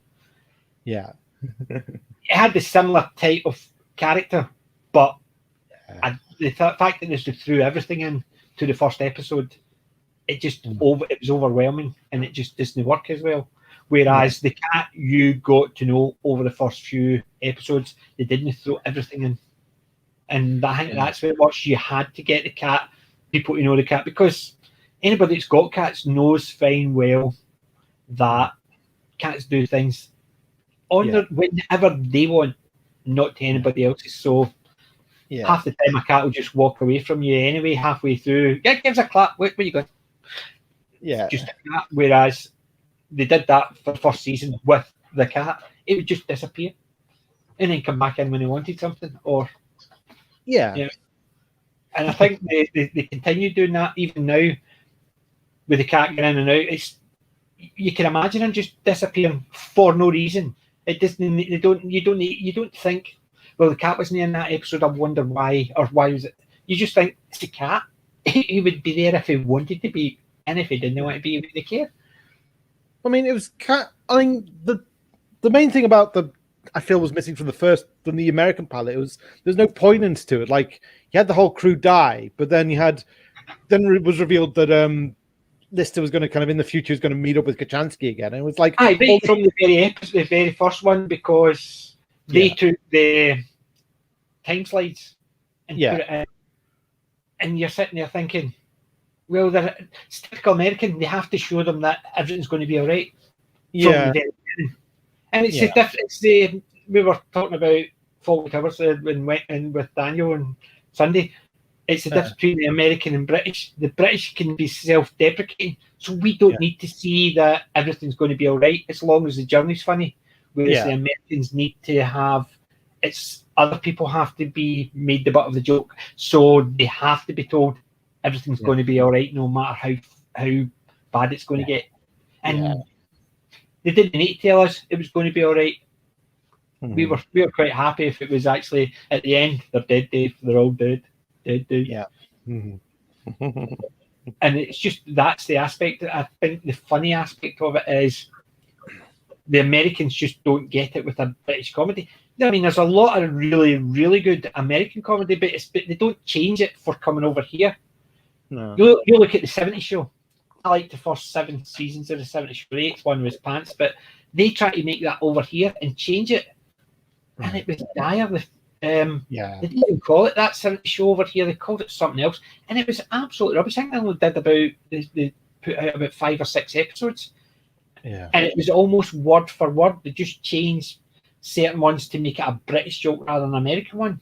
Yeah. And it was absolute dire. And it was the same idea. You just felt as if they were just saying the words. Mm-hmm. So it works both ways from both sides of the pond. So, but it's difficult. You can't change it. If you're getting an American thing that you're quite interested, bring it to Britain and try to make it British. Doesn't really work. And it's the same going the other way. There is sometimes when they take something and keep the essence of what it is and just change wee bits and pieces. Like, for instance, I'd never liked The Office here. I didn't like The Office there, but it was as popular, both of them, for things. But they didn't change it, as far as I understand, too much. They changed some of the characters, but the premise behind it, they kept. And I think that's what they need to do. They need to make things, if they want to buy something for over the pond, don't change the premise of it. They did the same with coupling. The coupling was absolutely dire in the States because it's the first 3 seasons are the only ones I like. I've got the 4th one, but business came that. So I've watched the first 3 seasons multiple times, but there's like 6 or 8 episodes. So 3 seasons is 18, 20 episodes. Yeah. In the States, 1 season's 24 episodes. And they added stuff in to expand it, change things here and there to make it less funny, unfortunately. Mm-hmm. They said to obviously make it more American friendly, but to me it was making it less funny. Mm-hmm. And it's the same idea. Some of the lines that were played here, that it was a sort of slow burn. Yeah. They basically pushed it out and you're sitting there thinking, that takes the humour away because you've got something that's slow that you want to actually lead into a slow, funny laugh. Yeah. It's almost like they've not got the patience. They need to show you what the joke is. Yeah. And unfortunately, I think a lot of the American shows do that. But that's what happens when you get a writer's room where everybody wants to actually tell you what's funny. Oh yeah, I mean that's what Doug Naylor said it was actually like that in when they went to America. It said like there was just that circle and there was all the yes men kind of laughing at all the bad jokes. And he said that when he tried to do something kind of a bit more witty and kind of because he tried to do his own version of the script, and because it was I think the point was that when it was just them two working together, they actually, without any interference, without people chipping in one-liners, they focused on what worked, and they very nearly filmed their script, and it was like, and the cast wanted to do their script. The cast was like, this version is much better, but then it didn't happen. Because one person at the top decided, well, Americans wouldn't understand that. Yeah. They almost treat like the audience isn't smart enough to understand it, so you have to put it down to the lowest common denominator. Yeah. Which is why you're buying it. Why are you buying something to refilm if you're buying the humour of it and then you want to change the humour? It makes no sense. No. But it's just unfortunate the two Red Dwarf ones were absolutely dire. I'm kind of glad it failed, to be honest. I must admit, I'm glad. And I know they brought in Chloe Annette later on because that's what they had their eyes on, an American film or American British co-produced film. That's initially why they brought Kachansky back later on, because that's what the ideas were. But what was I vaguely remember a poster for the film. It was going to happen after Series 8, and there was like this kind of group of, like, the framing device was this empire of simulants, and they were after like the last remnant of the human race, and that's how they would come across Red Dwarf. And that was, so it was almost like the film was going to bring you in, reintroduce you to Red Dwarf from the position of these hunter simulants kind of thing. Yeah. And you can imagine it would have either been like the Borg attacking, like it would have been something along the lines of Star Wars or something like that, and they would have said, well, we need to be more like this. No, it's a comedy, you need to make it more like this. But you can have all these flashy this and flashy that. Well, you're remaking Star Wars, just using a different. I think that's where it started falling down, because I think the same idea, they wanted it to slightly be more than it is. But that's why initially they brought Chloe in, which is unfortunate for Chloe, because she can act, and you didn't actually think, yes, she's replacing C.P. Grogan, but they gave it a good reason, because she was an alternate dimension Grogan or Kachansky, so they didn't need to have the same actress. Whereas if they'd actually said they'd gone back in time and brought her back, it wouldn't have worked. But because it was an alternate dimension, it sort of worked. But it did. But see, my problem with when they brought Kachansky in, and it's also for the fact that they got rid of Rimmer. Well, Rimmer left. Was that they tried to force the character conflict between Kryten and Kachansky, and it just didn't work. And it made Kryten come across as petty and nasty. Yes. Whereas with List and Rimmer, like when they were at loggerheads, it felt natural. It didn't feel like they were. It felt like two old battling partners. Yeah, it felt like they were trying to get, like, this was trying to get on with him, but he couldn't. Whereas with Kryten and Kachansky, it just felt like Kryten was looking for reasons to despise her, kind of thing, and that just kind of felt wrong. I mean. But I suppose that's another one for another time. We better not too much. But I quite agree, and it's all to do with the way they brought her in to do the movie, and I think that's where it showed later on. But I thought it was for American audience. See, I thought it was because of the novels, because in the novels they actually do bring Kachansky back, and I thought maybe Doug Naylor had the idea. Well, let's do what we did in novels in the series. Because it's in Last Human that Kachansky comes back. I mean, it's set up in Better Than Life. And shall I tell you how she's brought back? No. You know what? I'm not going to... Well, I don't mind spoilers. If you've seen any of my changes, I can watch the last 10 minutes of a program that I've never seen before and go and enjoy the full thing again straight away. Spoilers never bother me, because if it bothered me, I wouldn't be watching my DVDs over and over and over again. All right. Basically, when they send Lister to the parallel universe, Holly decides as a gift to send the ashes of Kachansky in with him So that basically, in his alternate life, Kachansky is alive, and they grow old together. But then, they grew old together, and they kind of reverse. And then, obviously, when they meet Lister again, she's back to being how she was originally. So basically, that's how they get her back, because it's time reverses, and that's how Lister and her get together. I've got a vague remember. As I said, it was years ago. I must admit, you're talking about it's maybe about 8-9 years ago. It was the last time I read it, so it was a long time. And the amount of junk I watch, I'm surprised I actually can remember my name most times. Never mind anything else. Yeah. It's just as I showed Daniel and Charlotte, my watch list is extensive. Yeah, no, this was in the book version. I'm saying, but even my audio stuff and my book, some of my books I've no touched for a couple of years because it's just I've got so much on that. Yeah, I get audiobooks now. So all the books I've got the audio versions of them all because I like them. But the only ones I don't have is things like autobiographies. I've got Tom Baker, Nicholas Courtney, Peter Davidson, what do you call him? Boy in a Blue Box. Adric. Matthew Waterhouse. Yeah, Waterhouse. I've got his an audio, but I've got like John Pertwee's and Patrick Troughton's, and I've got 2 John Pertwee ones. I've got the ones Moon Boots and I've got another one I can't remember off the top of my head, but I've got the books there, and some of them are most of my books are replaced in Audible because I'm getting old now. I've got my 2 pair of glasses sitting there.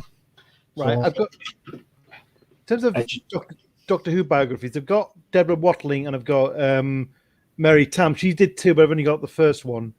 And also, I've got one Mary Tam one. I can't even remember what it is because it's on my shelf under a pile of other ones, and I can't remember the name of it. I think it was an earlier one. Mine one's Second Generation. No, I don't recognise that as a name, but it's literally there, and I've not read it. I've literally not read it, and I got it a haircut about 2 years ago for my Christmas.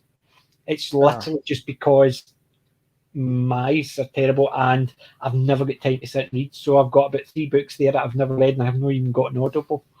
So that's why. And it's a case of one of these days when I actually. The problem is, I know fine well. At least if I end up in hospital, I've got something to read. I said basically, I'm thinking ahead. Yeah.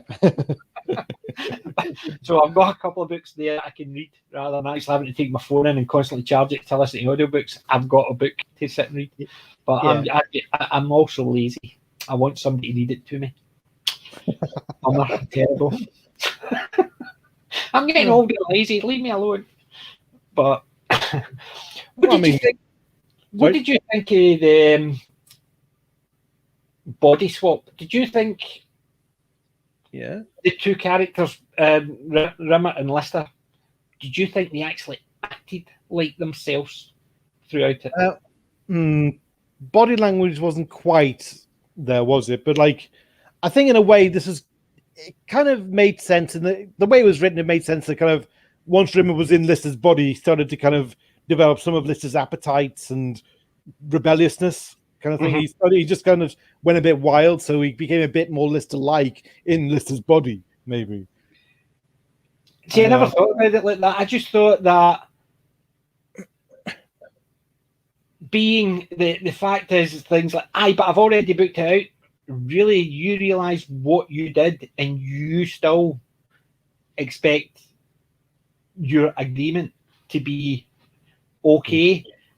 So even he would have realised that no, because even though I apologise that I didn't mean it, that I'm still going to get that next time because you agreed to it, even though I agreed to this and I didn't do it.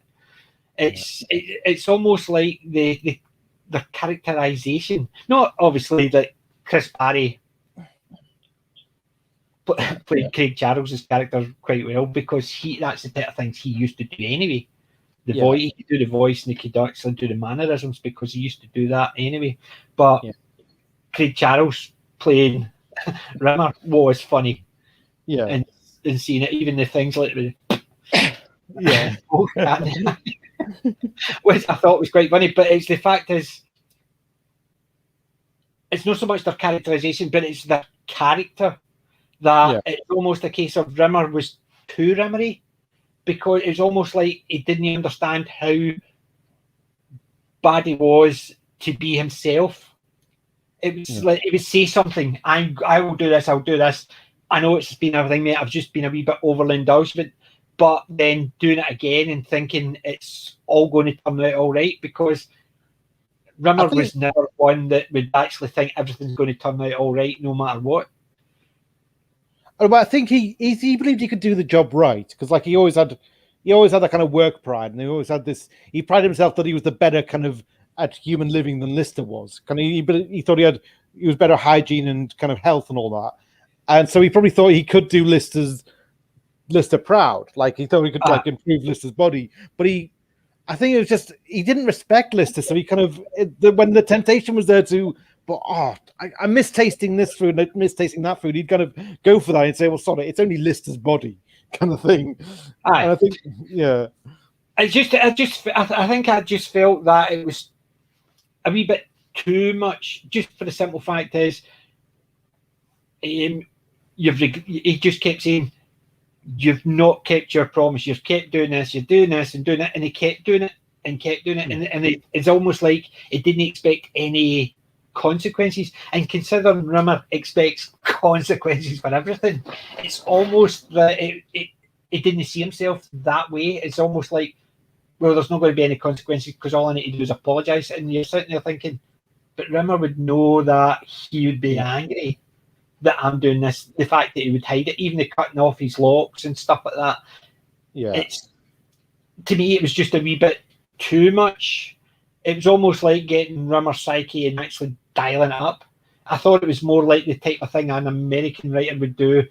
Let's show how bad it can be, and it's dialed it up to the point where I started not believing on the Rimmer Lister character as being Lister. You know, he's meant to be Rimmer, if you know what I mean. I kind of believed it, but it was like it was the first time we'd seen Rimmer in that situation where he was kind of faced with that temptation. And it was kind of, it's like when Rimmer was telling Lister, well, I'm going to take better care of it, you believe him. Oh, initially, yes. But once he kept saying, "You're not doing this, you're not doing that," and then he got his body back, and then he did it again. That's that part I'm saying. Once the initial part was over with, and then he did it again, and then he flew off, and it just seemed almost like it was too much. That's what was meaning. The first part where they do the swap initially, and I know I'm just a wee bit. I've just not tasted this, and I'm going to be a bit overboard initially, but I will do it over the next 2 weeks. And it's a girdle. It's not a girdle. It's just that type of thing. I could understand that aspect of it because he'd never eaten so a wee bit over the top. But then he went too far where he got made to put it back in his own body, and then he got Kryten to do it again when he was sleeping. But why did you make me glorify him? And why was he fighting if he agreed? And then he took off in the ship. And it was that point I thought it's taking it a wee bit too far, just for me, because I thought he thought it was almost like he didn't think there would be any consequences, whereas Rimmer always knows there's consequences. And that's what I was meaning. It's just the second part of it when he actually chloroformed him and did it again and then away with the shit. It's almost like, but Rimmer always knows there's going to be consequences for being Rimmer. So it's almost like he didn't feel as if there was consequences because he got to do it again and he would fly away. And that was the part I thought was just a wee bit too much. I think maybe for me it was just he missed having a body. It's like immediately he was back to not having a body again. It's like, I was like, God, and then it was like, I will do anything to get this body back because I missed that experience kind of thing. That's what the thing was. And and you said after all, thing, mate, it's falling apart. It says, aye, but if you kind of get 2 weeks in 2 weeks in Bolton Regis type thing, I could understand the aspects of it and it would hit me, but it just seemed to go. Rimmer just went too far to be Rimmer, if you know what I mean. It was almost like he didn't feel as if there'd be consequences for it. Like, I'll come back maybe a month, 6 weeks later, and it was almost a case of, really, they're not going to chase, as if he didn't know that. It was almost like they would agree with him, and whereas I thought the Rimmer, he would know they'll chase him. So the fact that when they tell a message, he would just take off. I think that's where the part it got me. It was a case of too much for Rimmer, because he knew there would be consequences. Because as he said, growing up, there was always consequences to being Rimmer. Yeah. And I think that was just the one part of the body swap. It basically, the second part where, when he changed into the cat, and I thought, it's got a wee bit ridiculous, because he wouldn't come in and actually go, it's only for one day, maybe two, that thing, and they did it right in front of him straight after they did it, and you're sitting there thinking, did nobody actually turn around to Kryten? And so nobody, no matter what, we do not give her, and it just seemed to be, for me, I'm saying it just felt a wee bit weird, that the body swap, the first half of it, I loved. The second half, I thought it just went a wee bit too far. Yeah. Too much of a good thing, I suppose. I just thought they had a good thing, and they just seemed to stretch it a wee bit to the point I got to the point I thought it stopped being as funny.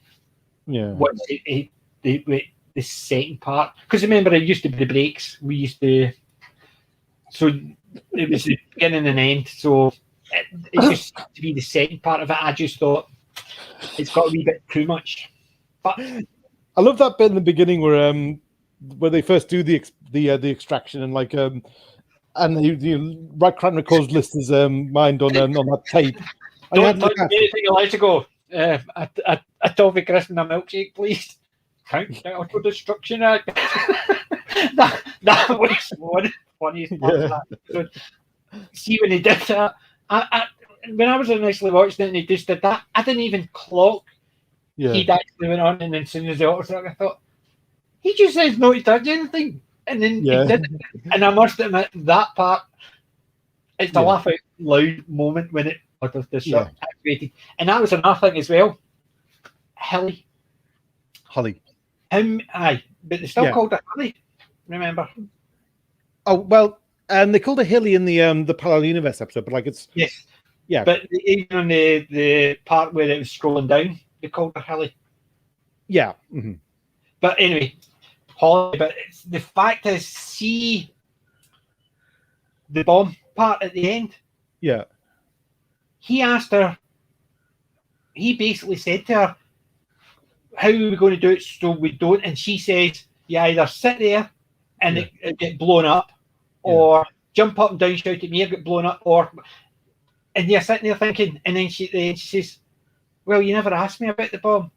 Yeah. Really, she gave them the thing saying that they'll get blown up. So it's almost like they forgot that they had said that part. So if they had left all the bits about the exploding, if they just mentioned how do we stop the countdown and didn't mention about it exploding after the countdown, that they've got away with it. But that one wee line at the end, oh, well, you never asked. Yeah. And you're thinking they did ask. They asked how to make sure that it doesn't explode. And then that she goes on about the three options.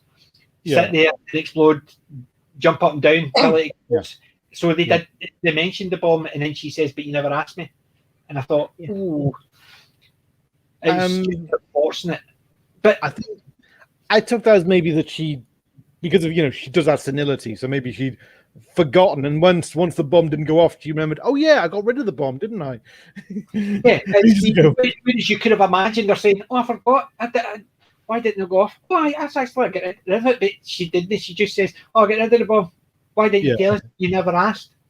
And you're sitting there thinking, I think what you just said there would have been a far funnier line, because it's typical Holly. Yes. Well, I think I got rid of it. No wonder it didn't go off. It's almost they forgot about it, but they implied that she already knew that she'd get rid of it, but nobody asked her to say. Yet she was given it scenarios of when it blew up. So it sort of counted itself. I think the way you said it would have been funnier.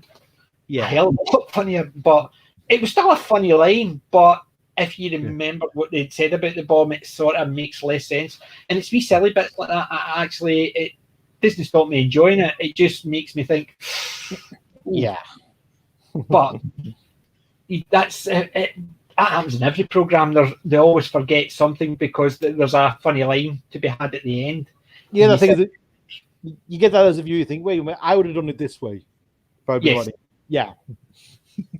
That's basically hindsight for all us when we've watched it about 50 times, and then we come up and say, that would have been funnier. Yeah. They sat there at the time when they were writing it and said that would have been funnier. But I thought I must admit, I do like the part where the All-Destruct started, and it was just because he took that. That was, to me, a laugh out loud moment, just the fact that the two of them looked at each other. Yeah. That was stupid, wasn't it? I wasn't even thinking. Yeah, he was the one right up to that point saying to Kat, don't touch this, don't do this, but what about my hair? And it, no. Toffee crisp and a milkshake.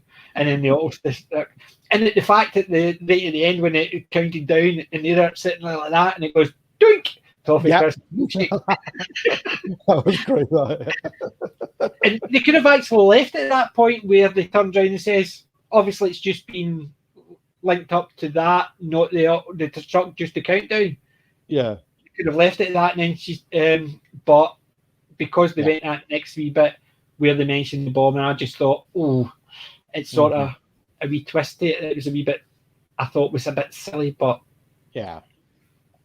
but I'm just looking at the PD that says they must have been talking about something. They're talking about the second pilot, the American second pilot. So they are the bit with the one that played Dax. I think they did two, because they did the first pilot, which was just it was basically the end, but with basically a redo of the Red Dwarf pilot with Kryten in it, and then that didn't quite work. I think the studio rejected it, and then so they kind of, I think Grant Naylor, they were kind of given a bit more independence to do, but they were given a smaller budget, and they were given a shed, and they had to do this kind of small. What they did was, instead of doing their version of the pilot was instead of kind of just listed doing a distress video call and showing kind of bits of their adventures that they've had. And I think so they did include some bits of Kryten, because Robert Llewellyn kind of came over and did the play Kryten in the American version. And I think they thought, well, we can use some of the British footage of Kryten, and it's seamless because it's the same actor kind of thing. Yeah. But they had to get out the thing with Farrell. She played Jadzia Dax. Yeah, Terry Farrell.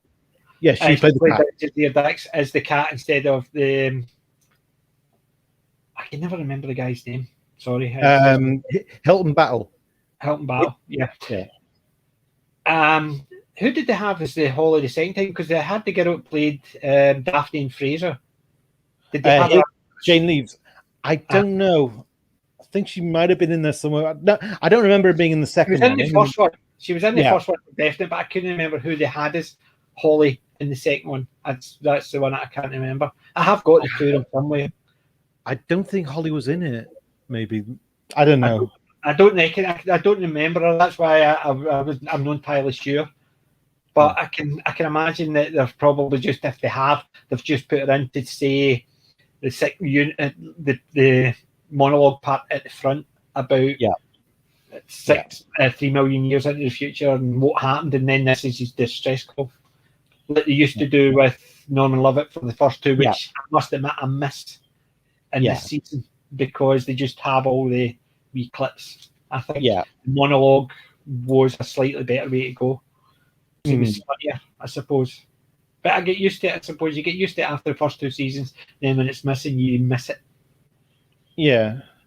I think they're kind of trying to move on from the focus on the accident, because the distress call was kind of, it basically informed you of the fact that the crew had died, and a lot of the first two seasons were about the tragedy of what had happened to the Red Dwarf crew, and Stasis League was the last time they really focused on that. And I think with the seasons after, they were trying to move past that and just be about the crew, as it was kind of thing. Which I think was a good way of doing it, because the first while you're going to think about everything you've lost, and I think the first 2 seasons were good at that, because he would go back, like even the Time Slides, the next one, he's modelling because he's only got them there and he's nobody else. So there's sort of a wee hat back, but it doesn't. He's not focusing on everything he's lost. He's just focusing on, I'm sick of the sight of yous. Yeah, it's like like maybe in season 1 or 2, if he had the power to go back, he would have wanted to save the crew. But now he just wants to, not be part of it at all, kind of thing. Yeah. Yeah, and the Time Slides actually was... I thought it was actually quite funny, and it was quite cleverly done. Yeah. The snaps between the movie and that, the way they would jump in and out. Yeah. The timing was actually very good in some of those, I must admit. Yeah. Yeah. And they've obviously just taken the time to actually get them perfectly done. Yeah. And he's touching me, he's hitting me, he's punching me. Yeah. And even the fact is, so if we had a nature beach full of young ladies, we could actually all go back there. Well, who would want to leave the frame? Yeah. And you're sitting there thinking that would work, but it's the same idea. They're projecting it. And when he said about the Earth, I thought, well, if they could project the Earth big enough, then they could go back there. However, they would have to project it big enough for one of their ships. Yeah. To fly into it. Well, they could only go on one half of the Earth, could they? The side facing the camera, I suppose. I suppose so, aye. Yeah. That's true. Which means it's either always there, always there. Yeah. I suppose I never even thought about that, I must admit. Because you just think, well, if they could go into the Earth, they're not leaving the camera frame, so technically it depends if the Earth just still works the way it does. If they could get the ship to fly down, so they could fly in, as long as it was projected, they could fly into it, then they've got the whole Earth. But I never thought it's only this side of the Earth. That's actually... I used to think that... A smarter man than me actually thought about that one. There you go. No, I thought the same thing as you, and then I watched it today, and that's when it kind of hit me. Oh, they'd only be able to go on one side of the planet.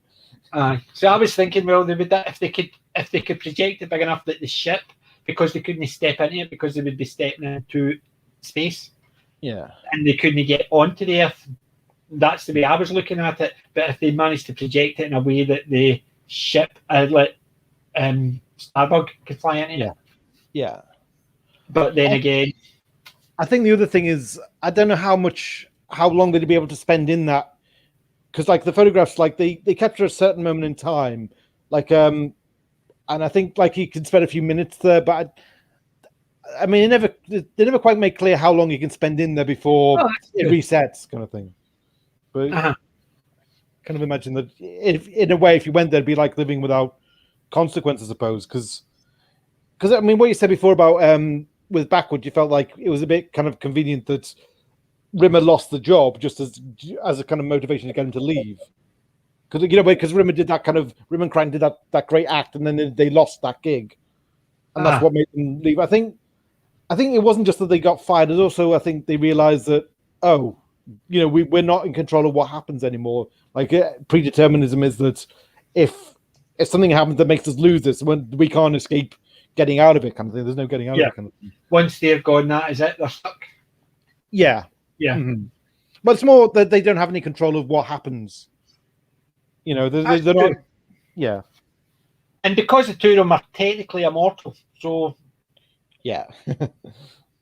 But then again, see, that's another thing as well. Mm-hmm. At this point in time, he's a soft light hologram. Mm-hmm.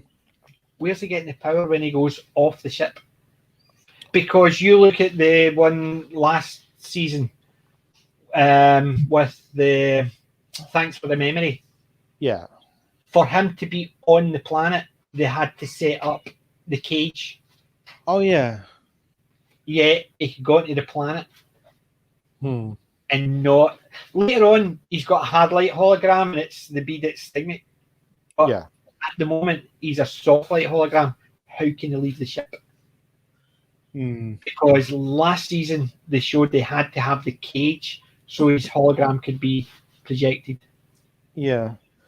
And that's the part I thought they've either decided we don't care enough about that aspect of it, or they forgot that aspect of it. But I think they've just decided, listen, we need him to be able to go out and about, so just don't mention it.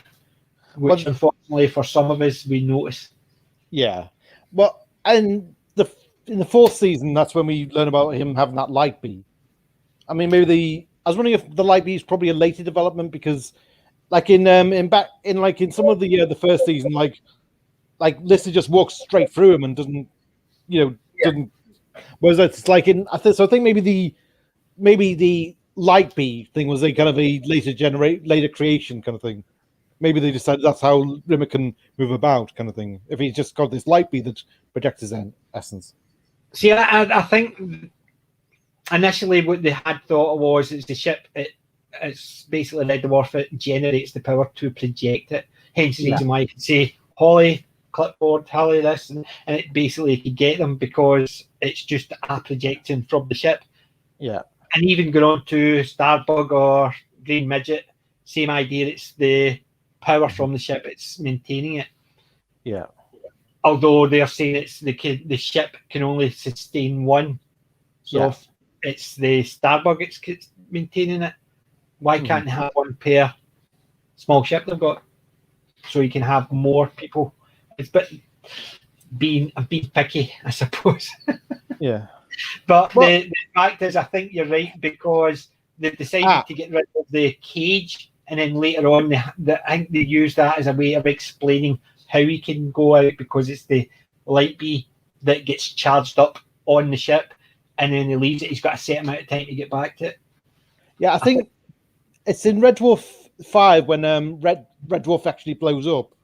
There's that accident with the triplicator, and I think that's when Kryten says, "Look, without Red Dwarf, like you'll only last 4 minutes or something." So it's almost like in backwards, it's like somehow Rim is still receiving power from the ship, even though it has to pass through that time hole kind of thing. But it's still, as long as Red Dwarf's intact, then he's kept going somehow.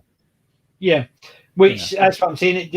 The fact is, when he left the ship, so when he was going on to the Starbug or the Blue Midget, I thought, right, so Holly's maintaining it, but she's keeping the power from the Starbug is maintaining the hologram, and his memories and whatever is still, it's the link between the ship and Red Dwarf that's maintaining him as he is.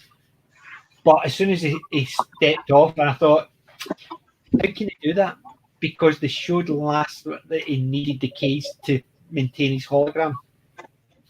And it's a wee bit picky, I know, and it's not important enough, but it makes it my head goes, I noticed it. I feel like you go, I noticed that, and I shouldn't have. Just don't think about it, just enjoy it. What do you think maybe they were thinking with Series 3? Maybe it was less, it's almost like they were kind of, you could almost say it felt like a bit of a parallel universe take on Red Dwarf. It was almost like it wasn't quite, there wasn't quite the direct continuity anymore. So, if you know what I mean. Yeah. And I think that's what it is. They do it without insight. Don't worry, people won't notice it. Yeah. Most people won't, and I'm aware that most people wouldn't have even noticed it. But people actually go, wait a minute. That doesn't make quite sense. It's not as if we're going to actually turn around and say we're not watching that again. It just means that we notice it, but we just ignore it and go on and enjoy it. But do you think maybe they were thinking, well, people might notice, but they'll probably just take it for granted the show's not that continuity based, if you know what I mean? Red Dwarf continuity is nothing, but we know that.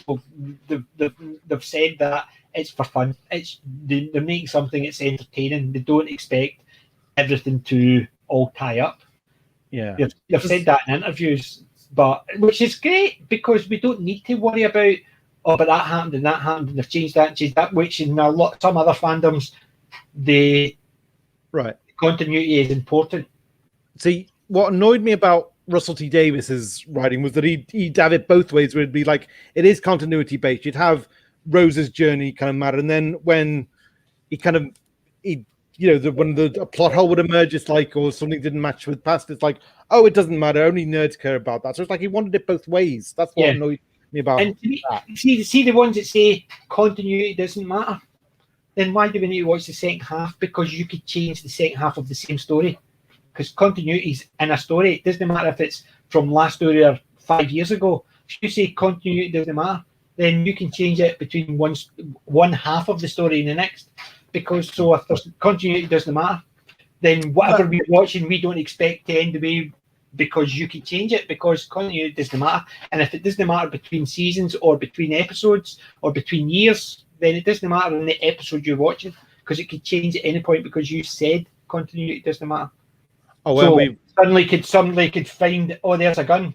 There was no guns in here. But it doesn't matter. Continuity doesn't matter. We'll find one. It's unfortunately, because if somebody says continuity doesn't matter, like they've said in Red Dwarf from the beginning, they're very basic continuity, but it's not important. And they've said that, so people aren't expecting it. But when you're building on continuity, if they had built on the continuity, and then they changed it, then they say continuity doesn't matter, then everything you're doing in the first half of the show, you could change the second half because you've just said continuity doesn't matter.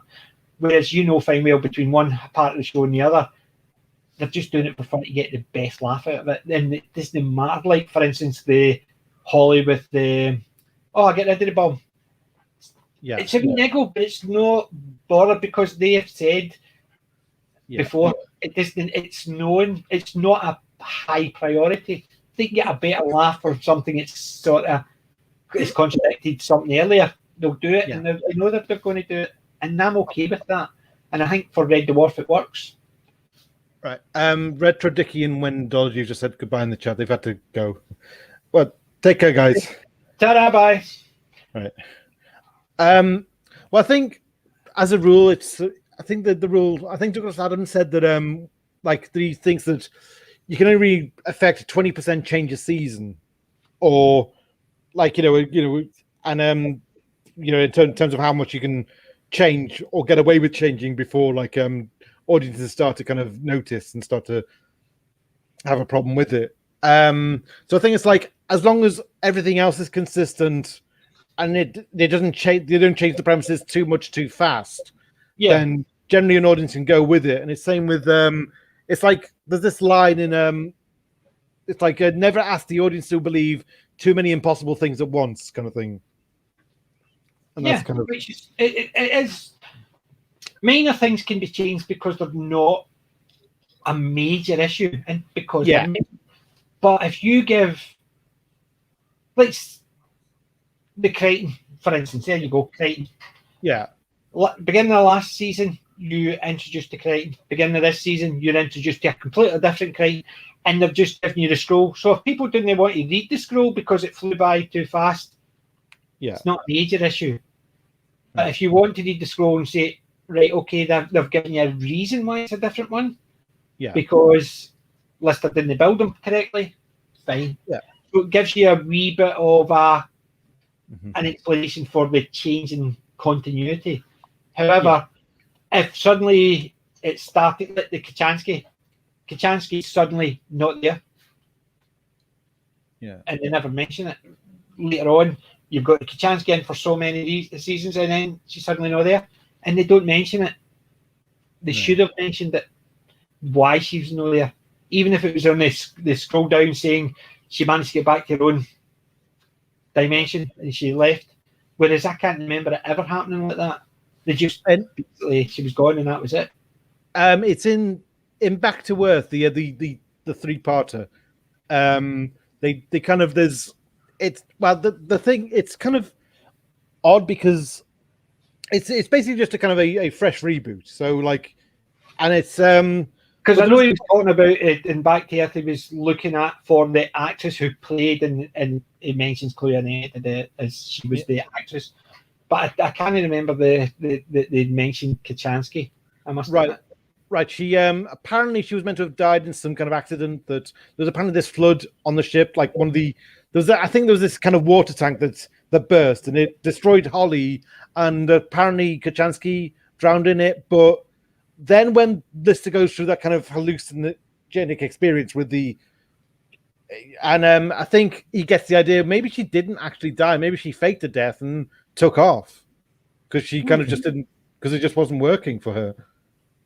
So I mean, I'll be looking for that when I do the rewatch of season 8, because I must have missed that aspect of it, because I remember they were talking about the actress who played her, because they were looking at the paper and stuff like that, and I must have missed that. I must admit, it's not my favourite season.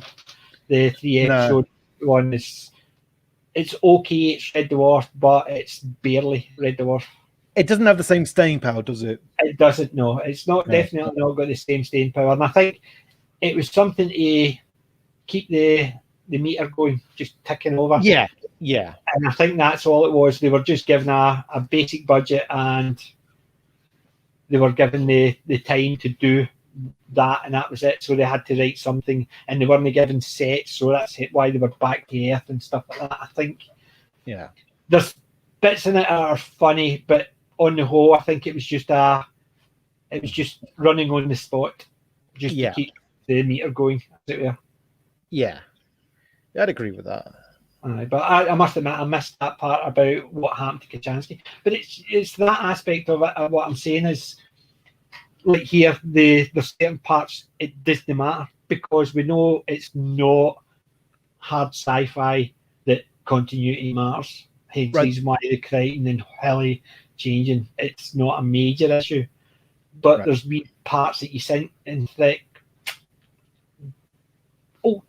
so there's wee bits that you it niggle, but because you know it's not a major plot point, it doesn't matter. Yeah, I think that's what we, as smeckheads, I suppose, we are aware that things will change here and there, so they don't actually think it's a major issue with the canon, but they don't go out the way to destroy aspects of the canon. Yeah. So, and that's what we want. Yeah. It's the same as in the time slides. There's certain parts of it you're sitting there thinking, that's quite clever, but the way they're doing certain things, but they still got enough Red Dwarf in there to make it interesting.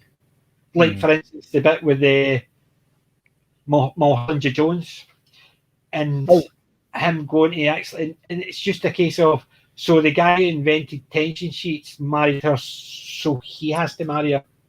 Yeah. And they had the jokes about that there. And you obviously know it was they wanted Graham Garden to do the Ruby Wax part. Oh, did they? But they'd asked him to do it, and he passed away just before. He had agreed to do it, and then they had to bring in Ruby Wax to do the reporter. Yeah, because I think he would have actually worked quite well. But it's even the Craig Charles getting, was it his nephew? It was his younger brother Emil. Was it his younger brother? Because I knew it was one of the family members, and I thought that was quite good because there's enough similarity. But even the song was to his young brother, I want you to come in and play me, but you have to dress like this and sing this. And his brother must have gone, really? Yeah. He's just with his big starry glasses and the big collar on his outfit and singing it on. I just loved that bit because it was the first song we ever did. It was called I was like, oh, I get it. But the funniest bit though is when like because his younger self is really idealistic and says, "I don't want to get famous. I don't want money. It's all crypto fascist crap kind of thing." And Lister says to him, "Will you stop saying everything's crypto fascist? You're making me sound like I was a complete git." And Rimmer's the one there going, "You stick to your guns, son." Yeah. That orange juice sticks in there. Have you got the CD? Just try to actually encourage him. Yeah. Oh, too much. Yeah. Too much rabbit. But I thought Time Slides there was some really good. Even the Kryten part. We can always go back to the grassy knoll and shout duck. Oh, I sort of bypassed my good taste. I saw, and was that not the first time when they've actually did ones like? Oh no, wasn't it? It was. It was. It was the first time they used the mentioning his chips, like his good taste chip, or his, because in the last day they used his dry humour one where he says it's the part where you have to commit suicide as well. What? Oh no. No, he mentioned in the end of at the end of Body Swap, he says my guilt chip is already in overdrive. So that was the first reference he had to chips to kind of It's just because I remembered that just because he used these he did the JFK joke. And he mentions he must have bypassed his good taste chip. That's one, and which I thought was good, and because that's the start really of the parts like switching off his judgment chip for Tika to ride and stuff like that later on. Yeah, and it starts. Just call me badass. Yeah, it starts here and it just keeps going. So they build on it rather than actually it just suddenly happens, and you're sitting there thinking, where's that come from? So there's enough breadcrumbs from early on to that, but I forgot about the Body Swap with the inverse, but it's just that was to me was the first time they mentioned about bypassing one of these chips, and then they mentioned it in the last day where Hudson comes up, which I thought was hilarious with the bit stronger zip. Oh, I love that bit. I thought superb. It's definitely his groinal attachment's a bit bigger than Kryten's. Yeah. But I just thought that was just superb. It's just even the eyebrows. Yeah. I thought was really good. And I thought even the silicon heaven within that. He says, "Is it any like human heaven?" Don't be silly. That's what's made up for you, so you don't go nuts. Yeah. I thought it's superb. Basically, my heaven's real, but yours is just nuts. Yeah. Which I thought, even the fact is, he says, "I thought you were a pantheist." He says, "Aye, but I'm not a pantheist." Oh, it was superb. Some of the lines, and even the when he was talking about the scriptures. The iron shall lie down with the lamp. I thought, yeah, beauty. They're taking some good stuff, and they've actually just thought, there you go, the lion shall lie down with the lamp. Yeah. And where did all the calculators go? Oh, they just get switched off. And they just die. Yeah. And it's a medical facility. It's just the aspects in it as well. Even the bit when he actually, as he said, when he says, "You're taking it quite well because as my human owner, you have to commit suicide." What? Yeah. Try humour chip. Yeah. I thought very well done. It was definitely the way to go forward with that one, and I wasn't expecting a lot. See, when I saw the synopsis for that when it first came out, I thought, obviously, Kryten's not going to go because they just introduced him, but I didn't think he was going to go. I didn't think they introduced him just for the season.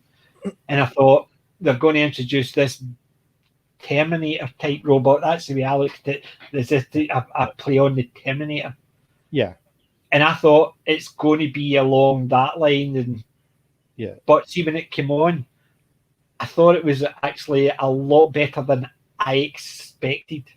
Yeah, and I think it's definitely got its problems, but I think it's still funny enough that it still holds its humour.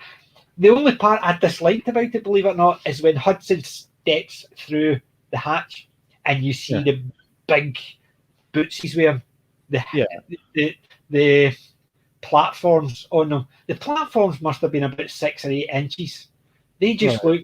It just looks silly because it's not as if he was short, and they didn't need him to be in the distance to look that tall, because they could have made the door look slightly smaller and he would have still looked tall. And then it could have, because they don't have them. You never see them standing next to each other, where there was going to be that issue, because they could have actually, if they had them, they could have had it from the shoulder up, so he could have still looked tall. Because they only had the one was when Rimmer went up to him, listen, Doyle, we're not viable targets. But it's easily just for standing up on a box to give him that perception. Whereas when he stepped through that door with the big boots on, I thought they didn't need that, because it made it look a wee bit sillier, because it took the perception of him being taller because you saw the big boots. And I thought you could have just made the thing look a bit smaller, and then he would have looked ginormous. And then when Rimmer came up to him, the aspect ratio of just look over his shoulder and him just standing in a wee box to give him that extra height would have worked a bit better. But I suppose it was just something to give them the height without them having different levels for them if they needed to be in the same scene. Yeah. I think I like the there's a kind of a hypocrisy to Lister at first, because he's like when Kryten comes in and delivers his food kind of thing, and Lister's trying to enjoy the boxing, he's saying, look, I'm my own man, I'll get my own smegging food, and then Kryten just says, okay, I'll just chuck this then, and I chucks it in the bin, he goes in and exactly, and then he comes in and puts his hat on. It's like, I don't want my independence that much. Like, if something's made for me, I'll eat it. But I suppose we're all like that, but just don't. Yeah. All right. I'll keep quiet for my probably watching. Yeah. But it's I think that one stands up better from when I first saw them come out. Yeah. Because I remember each of them when I first saw them, and there was certain ones of them I thought was funnier, but I thought that one was going to be a bit of a letdown, which went the opposite way. It actually surprised me, because I was expecting, because I thought it was more Terminator type, because obviously there was the one, it was the Alien homage rip-off. I thought this was going to be a Terminator type homage rip-off, which a wee bit it was. Just for certain aspects of it, but I didn't have high hopes for it, based on the fact as I knew Kryten was going to continue, or I thought he was going to continue, because obviously it was the last of the season. It could have been a case of turned around and says, didn't work, we'll just go back to the way we were. So they could have changed it back, because after a season then they could have turned around and says, didn't work, you're not as popular as we thought you would have been, but obviously was. So when I first saw it, I didn't think they were going to get rid of him because they just brought him on. So I was a wee bit sceptical about it, and I thought it held up quite well. And I must admit, even after the rewatch this week, I still think it holds up quite well. And it fits as the end of the season, because it's like you feel like you've really bonded with Kryten by that point. The crew really bonded. Aye, because it couldn't have worked mid-season, I don't think. No. Because he's just started. Like him being introduced in backwards, with the learning how to fly Starbug. Yeah, it gives you. I suppose what they did with the characters at the beginning. Yeah, they allowed him to start from scratch. Yeah, it wasn't a main character that just suddenly this happened. They basically built him up, giving them the. You're just learning how to fly the ship, because I think if you imagine an American one bringing in a new character, that character would already be able to fly the ship. He would just be flying here and there. You wouldn't see him being introduced to the ship and doing that. Even the part where he says, sorry, I'm not used to these controls. I'm used to Starbug 2. He says they're identical. He says, aye, that's what the problem is.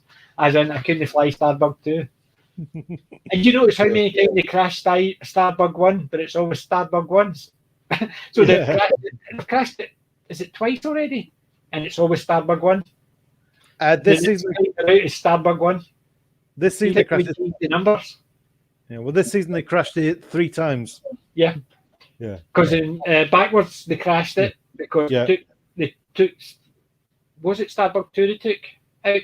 Because it was Starbug 1 they took out. You saw the invisible, or you didn't see it, but the invisible ship. Yeah. Then that's probably Starbug 2. And Marooned crashed it again. Yep.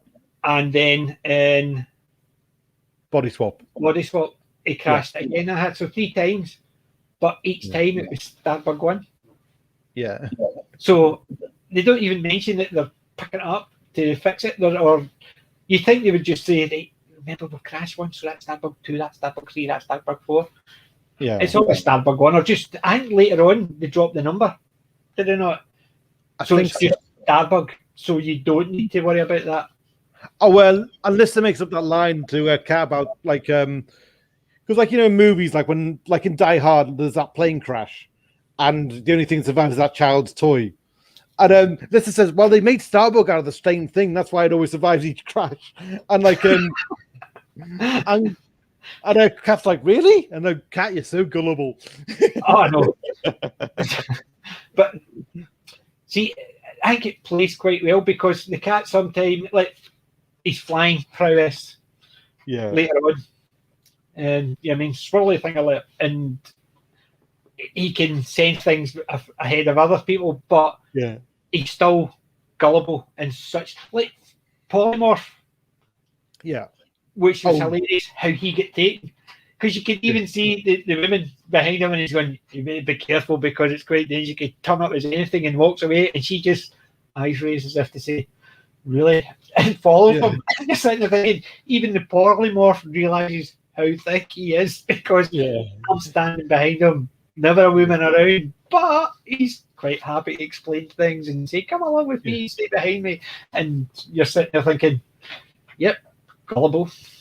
Yeah, it's like, hi, I'm the Cat. Hi, I'm the genetic mutant. Like Jenny who? But it's just the way they do it in the season. There's, I think, personally, season 3 is out of the 3 so far. Right, I'm not talking. We're not going forward. We're talking about the 3. I think season 2 has been the strongest of the 3. Yeah, and I think unfortunately there's been parts of this one that's been the weakest of the 3. But there's still 1 or 2 episodes which I think are just as strong. It's been a mixed bag. Whereas the first one, because it was all the introductions, they were quite strong right across the board.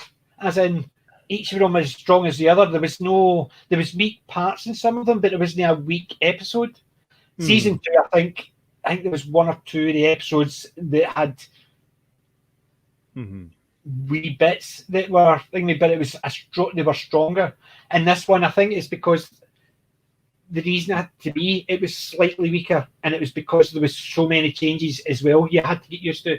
So they had to reintroduce certain aspects. Like, for instance, they didn't bring in Kryten as if thingy or Holly. So they sort of spread them in, and Kryten got the introduction and how to fly Starbug and did it, and it wasn't just put in there, whereas Holly was, but it's because you'd met, and Holly Hilly sort of were interchangeable because of similar humour. But I think it's slightly weaker than the first 2 seasons because they tried to do a reintroduction, as in go back to the first part for certain things, but stay at the third part.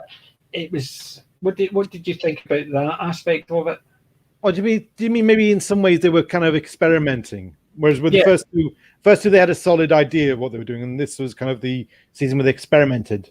Yes, because they brought in new characters and things had changed. Yeah, and even the outfits and stuff like that, but a lot had changed, and I felt, as I said, things like they're suddenly getting rid of Rimmer could go on the planets and stuff like that. How do you think those as an experiment worked for this season? Don't so much into it. I mean, well, I think it was good for the show to kind of stretch its legs a bit more and actually go to spend time in kind of this parallel Earth and things like that. And I think it worked that it was Rimmer and Kryten who kind of were kind of sucked into that. I mean, it's strange because Lister's whole goal was to get back to Earth, and here is like, but this isn't the Earth I knew. This is, and he's kind of saying, well, look, we can't stay. There's too many downsides to it, and I don't have a future here, kind of thing. Uh-huh. So I think for a character, in a character way, it worked that Rimmer was able to kind of have that freedom, even if it kind of maybe contradicted what come before in terms of the physics of Rimmer. Yeah. I mean, it's kind of, this was kind of the season where it's saying this is how the show's going to be from now on. We've done the, like, it's almost like series 1 and 2 are almost like kind of, in a way, they're an entity in of themselves kind of thing, into themselves kind of thing. Yeah. They're kind of, there's no other seasons like them again, in a way. And I think this season was the branch out season. Yeah, exactly. Because it looked like from this point on, this is what they were going. Hence the reason why they said with Kryten being on board, the Norman Lovett, basically, he got a lot of the more technical stuff to tell people because it was easier for him, because when they were down in planets, they can always go on about Holly being on the watch and giving them information. Yeah. So Kryten was always there to explain things without them having to go up and say, right, Holly, what does this mean or what does that mean? So they had a character there that could explain it, who was in the middle of it, without having to be asked and explain to this and do that. So it gave them the freedom to be out and about a bit more. So I felt that this one was the more, let's see what we can get away with in this season. Yeah. And because people didn't notice a lot of the stuff, some of us did, but that's because some of us are just overly picky. But it's not something that ruins it. It just means that we're aware of it. Because I've done the same for Doctor Who and everything. I can pick at something. Like, for instance, the Daleks, my favourite Doctor Who monster of all time. Yeah. But I still think, so how could they build anything? Sorry, it's the Daleks. How can they build anything? But in an early episode, you see where a Dalek goes up and goes up to a row of arms, stops, in reverses back, and his plunger sits there, and he goes on and takes it's just a wee gripper, but it's quite a big gripper, but in effect, so you can see them changing their hands, their one arm from the plunger to the gripper, and yes, you could go right down to very small things to be more manipulative. But if you think about it, most people see the Dalek with a plunger and think, whereas I would normally, when I was a kid, I thought, how can they build anything with a plunger? It made no sense, but it didn't stop me thinking the Daleks are the best monsters out there. Yeah, I mean, even though I've got my teacup. Yeah. That's my egg cup. Black Dalek. But so I just love the Daleks, but even I'm a bit sceptical because the plunger didn't really make it, and even these wee arms that they had didn't make any sense with how they can build all this technology. Yeah. Because you look at all the things that they would manipulate things, it was something that the plunger could go over, and you're sitting there thinking, doesn't make a lot of sense for a highly intelligent in a casing which needed all this bits built into it, that they could build it with a plunger. Yeah. Well, so I feel like that, I'm afraid. Yeah.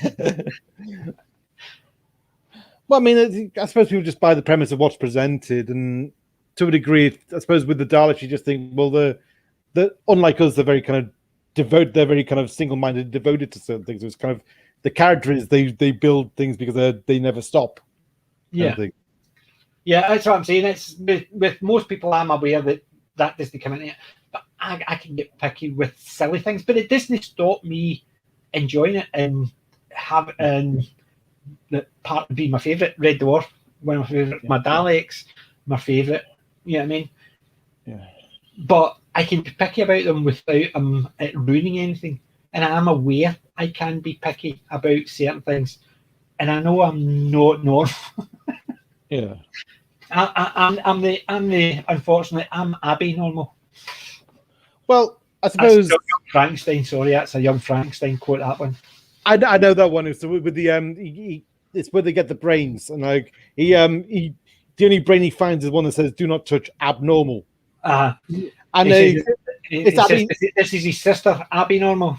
Yeah, that was it. Yeah.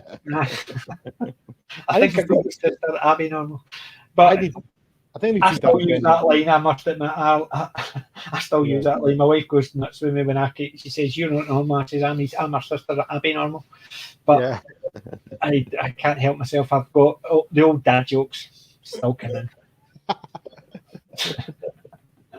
I can hate it, but it's I can be picky about a program without it annoying me. Yeah, but I can't stop being picky with things. So things like that, I notice. Yeah, it's stopped me enjoying it and actually being one of my favourite programs. And that's the way it should be. A program, it's meant to be fun and whereas another program, it's meant to you have to follow the continuity because it's hard science and then they do something silly and you sit there and think that ruins it. Red Dwarf doesn't ruin it if they do something silly because it's Red Dwarf. Yeah. Yeah, I mean, it's meant to be silly. It'd be like watching Shaun of the Dead and actually going, that's silly, the way they're actually trying to kill those zombies with the records. Shaun of the Dead, that's exactly the silly things like Shaun of the Dead and walking to the shops. You know what I mean? Walks past all the zombies and the blood and the thing, he doesn't even notice it because he's reading his paper. Yeah. It's things like that, you sit there thinking, you can just imagine it, even when he knocks one down and he reverses back, and you go, oh my God, thank Christ it's a zombie. It's silly, but in a program that is silly, even if it's a horror genre comedy, you get away with it because anybody else would think, yeah, it doesn't work. But in certain situations, they work. And that's what you want. If you had something hard science and it was trying to explain it and then it jumps the shark, you would think, ooh, Red Dwarf is never going to be anywhere near hard science. Look at the hollyhock. Stop it. They didn't even go out the way to actually make it. It was just a button with a box on the top. And you're sitting there thinking, perfect Red Dwarf, you didn't need to actually, because they didn't need to explain anything. It's just a button. Yeah. It's like someone, And he's going, are we at Earth? It's like, I'll just check. It's gone. Earth's gone. Oh, sorry, I was looking out the wrong window. Oh, no, it's really gone. Like, Rimmer's like, Molly, the thought occurs we haven't actually reached Earth. The further thought occurs we haven't actually reached this mega hinge. And to me, the fact is, you look at any other sci-fi show, even comedies, whatever, they would have built this thing and made it all look fancy with the buttons and all the lights and all that. Red Dwarf just did a box, it said Hollyhock. In the story, because we didn't need to actually be anything fancy. It just needed to actually do the story. So, if you read Red Shirts, Judge Scalzi? Not read it, no. It basically takes the mickey out of Star Trek. So the red shirts, hence the reason. It's when all the red shirts actually know they're red shirts.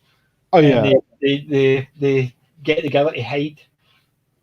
So and it's basically one of them gets up to the bridge and he's told to get this done and do this, and they come down and say, this doesn't make sense. It's okay, we've got a MacGuffin machine, just go in there and put it in there and press the button and it'll tell you 2 minutes before you're needed. He says, but how long will that take? He says, 2 minutes before it's needed. Because it's always a last minute thing. They'll call down and you need to actually go. That's when you go and it'll tell you what the answer is. So basically they'll get a bit of alien tech and they've got to go and diagnose it and tell them what it does. So they just put it in this machine and press the button.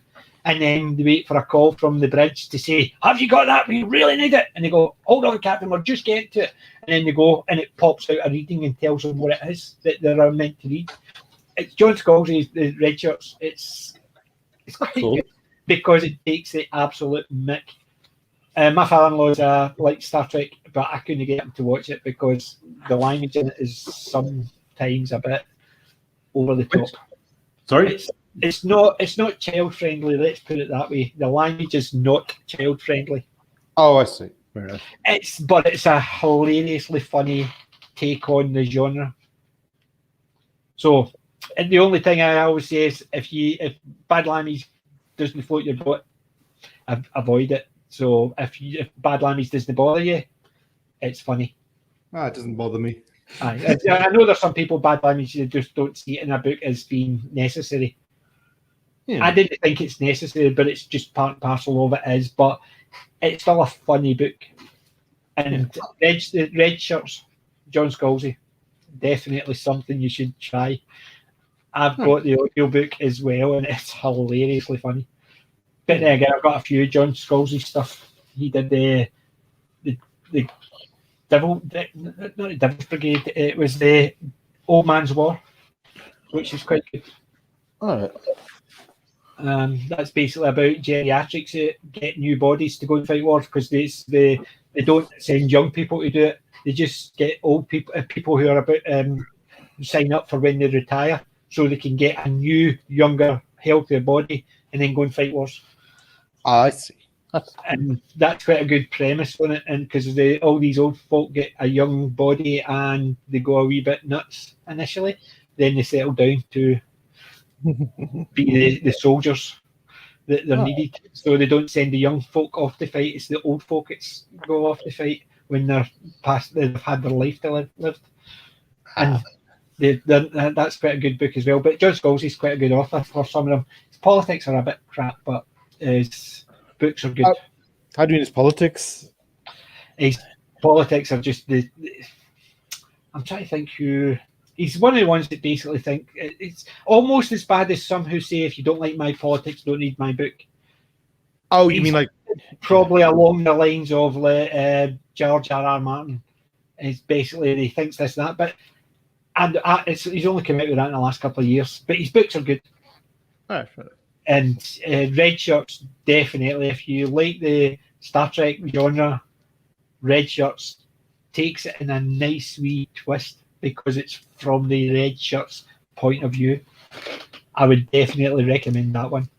Old Man's War is another one. It's a fewer books. I think there's a number of books in that series, but even the first book just sets it all out, and it's actually quite a good book to me. But it's the same again. I've not read them for a couple of years, but Red Shirts I usually have on my to listen to list at least once a year. It's like Ready Player One. I don't like the author for that, and the book is fantastic. It's my favourite book. Huh. I just separate the author and the writing. Some people you can't do that with, but some people you can just ignore what they say out with the book. Mm-hmm. Unfortunately. So, from this season, what was your favourite episode and what was your least favourite? It's quite a lot to choose from. I suppose I think the one I laughed most at was probably Polymorph. Maroon was probably the most poignant. I did really like the concept of backwards. I don't know, I suppose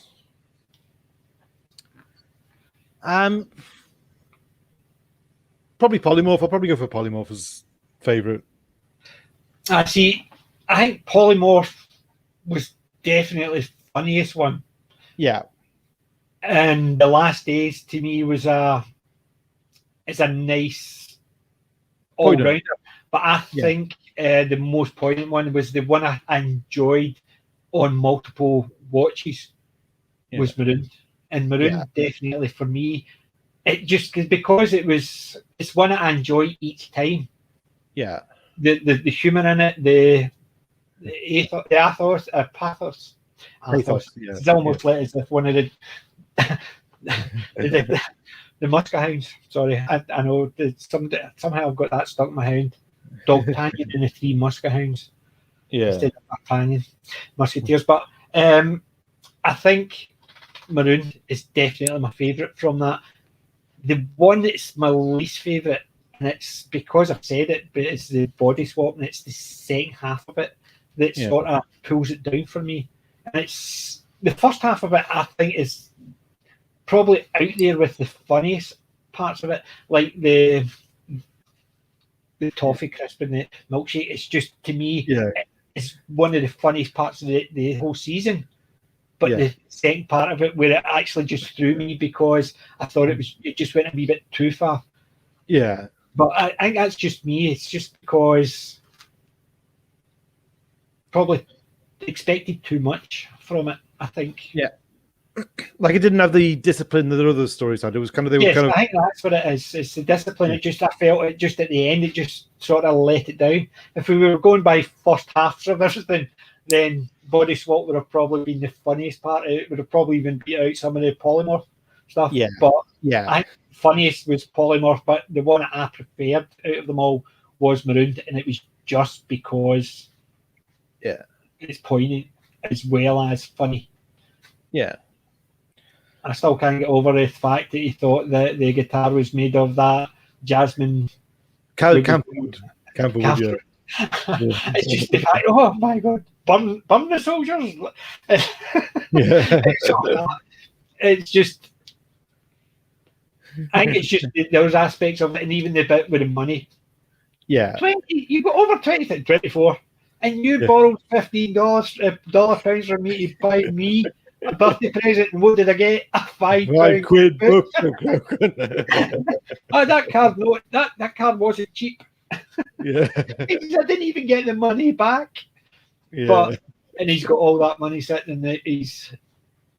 And the funny thing is, you never saw it before, and you never saw them after. They never talk about it. And even the books aspect of it, like, don't mention even the authors, bacon, lamb, Van der Beek, and he says, "What do you mean, Van?" He says, "I bread van, meat van." And he says, "Well, we'll go off topic. Don't talk topic." Which I suppose is a British joke because the topic bar, the topic bar. Do you know what I mean? But I think it's the humour as well as the poignancy actually gets it for me. It makes it my favourite one. Yeah. So it's the most old school of the bunch, isn't it? It definitely is, and I think that's probably why I liked it as well. It did have Kryten and Cat in it, although Cat is is my favourite character in the whole show because no matter when Danny John-Jules appears, he just seems to steal the scenes, even if it's just a case of what's like the beginning of Backwards. What smells delicious, because he'd been actually eating that. I mean, what smells delicious? Oh, it's me. Just he steals the scenes. He comes in, and even when he was in Polymorph, that was the part I didn't like about it because he didn't really. He slipped through the scene. He didn't steal the scene, and I suppose it's because I was used to him stealing the scene. Yeah, that's why I didn't like his character in it, because the Dwayne plays what I automatically think about when it happens to him, but he sort of slipped out of the scene stealing, which shows that he's actually good enough actor that he can actually play something that you're meant to forget. One of my favourite scene stealing moment with Cat was probably in season 2 when Rimmer's still mourning he's got the news his dad had died, and he's kind of that scene on the observation deck, and it's all about I'm hungry. Rimmer's dad died. I prefer chicken. that to me is one of the funniest lines in the show. Just the Rimmer's dad, even the part just before that when they were in the room, and the cat is and he comes in and he's lying down, and the two of them are talking, but he keeps on saying,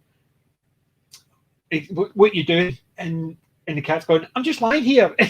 It's nobody's talking to him, but he just assumes everybody in any conversation it's to him. So it's all with him. And don't ask me again. Stop doing that. Well, if you think that way, I'm going to go. And it's a case of the two of them are arguing with each other, but the cat's always butting in as if it's something it is. And I think he's good at stealing the scenes, but that one up in the observation our prepared chicken. It's just one of the funniest lines of the whole show. It's the same. I think each of the characters have got lines that you think when you hear it, you know that is a scene stealer. It's just so well done, and it drags it. I think the cat's got more of them, and I think it's because Danny John-Jules just knows how to steal a scene, and he's very good. So, but I must admit, season 3 was interesting because of the changes, but season 4 will be fun. Yeah, and that's next Wednesday. And that's good. I'm looking forward to that. And remember, 40 Towers on Wednesday and Sunday with Daniel and Charlotte. And I'm assuming you'll come back on. You're quite happy to come back on and discuss some more Red Dwarf. Yeah, sure. So I'll drop you a line because I've got 2 people actually asked for next week, and because I know Problem wants to be back on before the end of season 5 because he only likes 5. And after 5, he doesn't like. He's nose good. All right. Okay. So I said to him I would have him on before 5, but that's if he's not too busy. All right. Cool. Because according to Cockney Spock, he's basically going over to do that Elephant Man movie. Oh, I think they're constantly just taking a rip out of them, but yeah. But ladies and gentlemen, thank you very much for watching, and we're going to finish off there because it's starting to go. Okay. The throat is starting to go. It's basically, I think I've run out of juice and I've run out of tea, so I need to go, and else I'm going to actually be talk like that next week, and I don't want that. I'm off this week, so I can actually relax and just watch Tremors the rest of the week, as well as 40 Towers season 2. Fun times. Fun times. Oh, I love 40 Towers as well. Basically, Sunday's going to be a fun one. I'm going to actually, after 40 Towers, I'm going to start doing movies, and then I'll get guests on to talk different stuff. So I'm going to look to get guests on most of my because I think we have more fun just gabbing. Okay. Can you tell us who? You want to tell the audience about your channel and? Well, my channel is mainly just music videos that I've put together. It's not really anything major, but I do guest on Blue Bonnet's channel. She does some brilliant analysis of the Doctor Who writers of Classic Who. And I feel like we want to kind of bring attention to the better years of the show, given that the show at the moment isn't one that fans can really enjoy anymore. We want to kind of talk about the stuff that times when the show was great. Also, have a shout out for my forum, the Autumn Factory. It's a small forum, but it's mainly kind of focused on the classic series of Doctor Who. It's some cool discussions there, and again, we kind of we talk about a lot of old memorabilia from the show and events, things like that. Definitely, and it's definitely something to subscribe to because it's fantastic. I do enjoy it, and I do check it out. And I have actually, that's usually where my reading comes in. It's actually I go on here and actually check out some of the things. Just for the simple fact is, I don't have a lot of time to do a lot of reading, and it's great because you can go in and actually just look through what people have actually put up about certain things. Yeah, and check out some of the images, even some of the videos, the music videos. I love it. So definitely go out there, and I will be back next Wednesday, same time, for more Red Dwarf Season 4. And remember, until then, I'm not old, I'm classic. PJ may be out. I know.